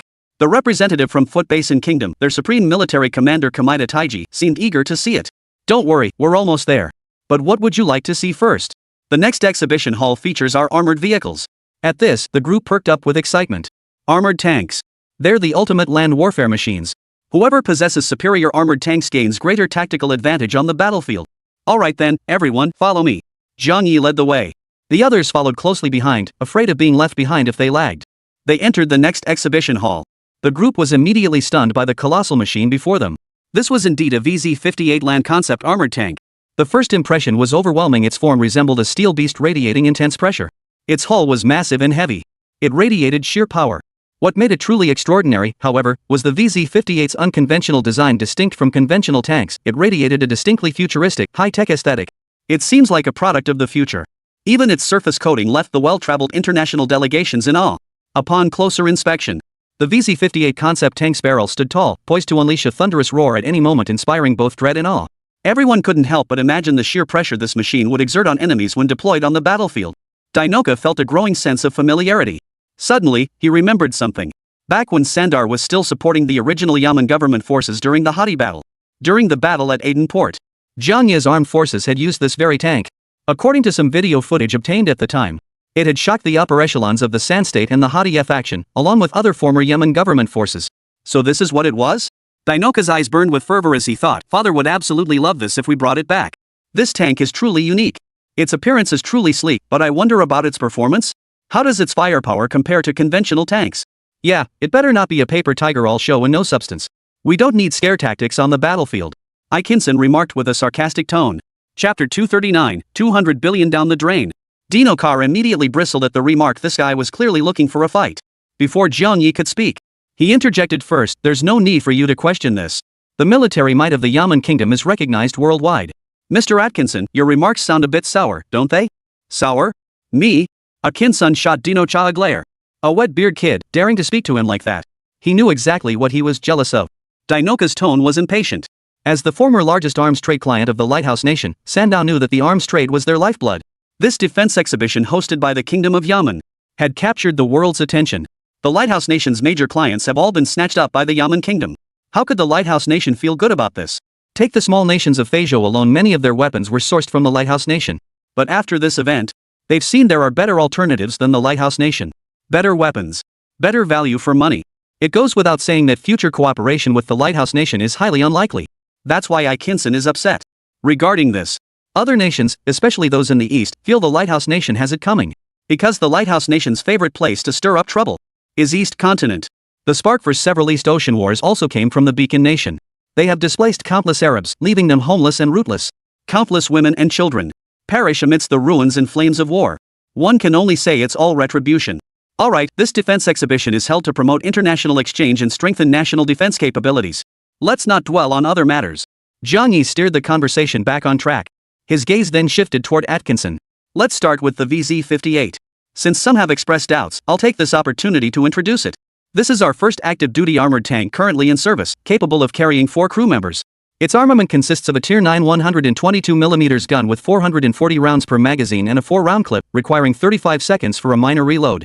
Its armor utilizes a new alloy, the K568 all-purpose alloy. This alloy boasts exceptional toughness and blast resistance. Oh, and its top speed reaches 94 km per hour. Words are useless. Words alone cannot convey the formidable capabilities of the VZ-58 series armored tanks. Jiang Ye beckoned, and his assistant produced a tablet. Jiang Ye searched through the tablet and found a video. The video. It captured the first deployment of the VZ-58 during combat against the Aden port government forces. After watching it, everyone's expressions simultaneously turned stunned. From the moment the VZ-58 appeared to the moment it bombarded the entire area. A single shell blast shook the camera, creating a sense of earth-shattering devastation. All of this demonstrated the VZ-58's formidable power. Its exceptional maneuverability left representatives from all nations present questioning their perceptions. As everyone knows, while armored tanks are formidable, they have one fatal flaw: their lack of mobility. This limitation. Their operational range and combat effectiveness are significantly reduced, with many limitations. Only under specific conditions can they achieve their maximum effectiveness. The VZ-58, despite its massive size and imposing presence, boasts far greater agility than any mainstream land combat tank they've encountered. Powerful mobility, combined with unmatched agility. Calling it a battlefield killer is no exaggeration. Impressive. Though Dino wasn't seeing it for the first time, he still acted as if he'd just realized the VZ-58's true prowess. I wonder how much one of these tanks costs. Prince Akir of Qatari also urgently inquired. Indeed, a tank this formidable Qatari must possess it.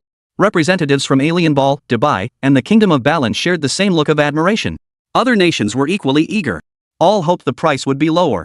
$40 million per unit. Jiang Ye's quoted price left everyone speechless. What? $40 million US dollars? Consider this. The Merkava series main battle tanks currently in service with Israel, purchased from the United States, cost only around $4 million each. 10 times the price of a Merkava? Rest assured, our product delivers exceptional value. Additionally, with your purchase, we include 1 year of complimentary technical support. We also provide various technical consultants to ensure you can quickly master our equipment upon delivery. Should any issues arise later, we will resolve them one by one. Jiang Ye sensed their hesitation and added, technical support. This finally eased the crowd's unease somewhat. Dino Ka waved his hand decisively. All right then. We need 120 of these tanks. Everyone turned to look at Dinoka. Their mouths twitched. Once again stunned by this guy's extravagance. 120 tanks, that's $4.8 billion US dollars. That was nearly equivalent to the combined annual GDP of some of the flying continent nations present. Facing the astonished gazes of the crowd, Dinoka simply stated firmly, I trust the king of Yemen. He wouldn't deceive us. As for how he knew the VZ-58 tank specs in advance, Dinoka didn't mention a word. Upon seeing this, representatives from Deba, Eliankio, Balin, and Qatari immediately decided they too must procure a batch. This defense exhibition presented an ideal opportunity. They had the chance to engage with the Yemen kingdom's advanced weaponry. Where else would they get such an opportunity? Even if they wanted to buy them, they might not be able to. Thus, orders poured in from all corners. Even the representatives from the unconventional three nations couldn't resist joining the excitement. Prakash said, we want 100 units too. How long will delivery take? Atkinson's expression changed as he looked at Prakash. India was also a major customer of the lighthouse nation. Seeing India switch allegiance to the kingdom of Yemen and purchase weapons from them, Atkinson felt his heart bleed. Actually, we have a batch of tanks and armored vehicles ready for sale, the Abrams X series. But Prakash wasn't buying it. You promised us before, but we've waited this long without a single word. The implication was clear. We're done waiting. Atkinson was speechless, visibly anxious. They had indeed promised India they would sell them some Abrams X tanks. And the Abrams X is a tank still undergoing testing in the lighthouse nation, not yet officially commissioned. It boasts formidable firepower, an advanced operating system, a powerful propulsion system, and achieves high levels of informatization and automation. Once deployed, it would become the world's most formidable ground combat vehicle. However, during the final testing phase, some issues arose. That's why they've been repeatedly standing up the Indians. This is a major order worth over $20 billion US dollars. India has already secured the deal from the Kingdom of Yemen. The US's $20+ billion investment is likely down the drain. Ahem. At this moment, the Dragon Nation representative noticed Atkinson's deadpan expression and couldn't resist teasing him. What's this? Feeling the pinch?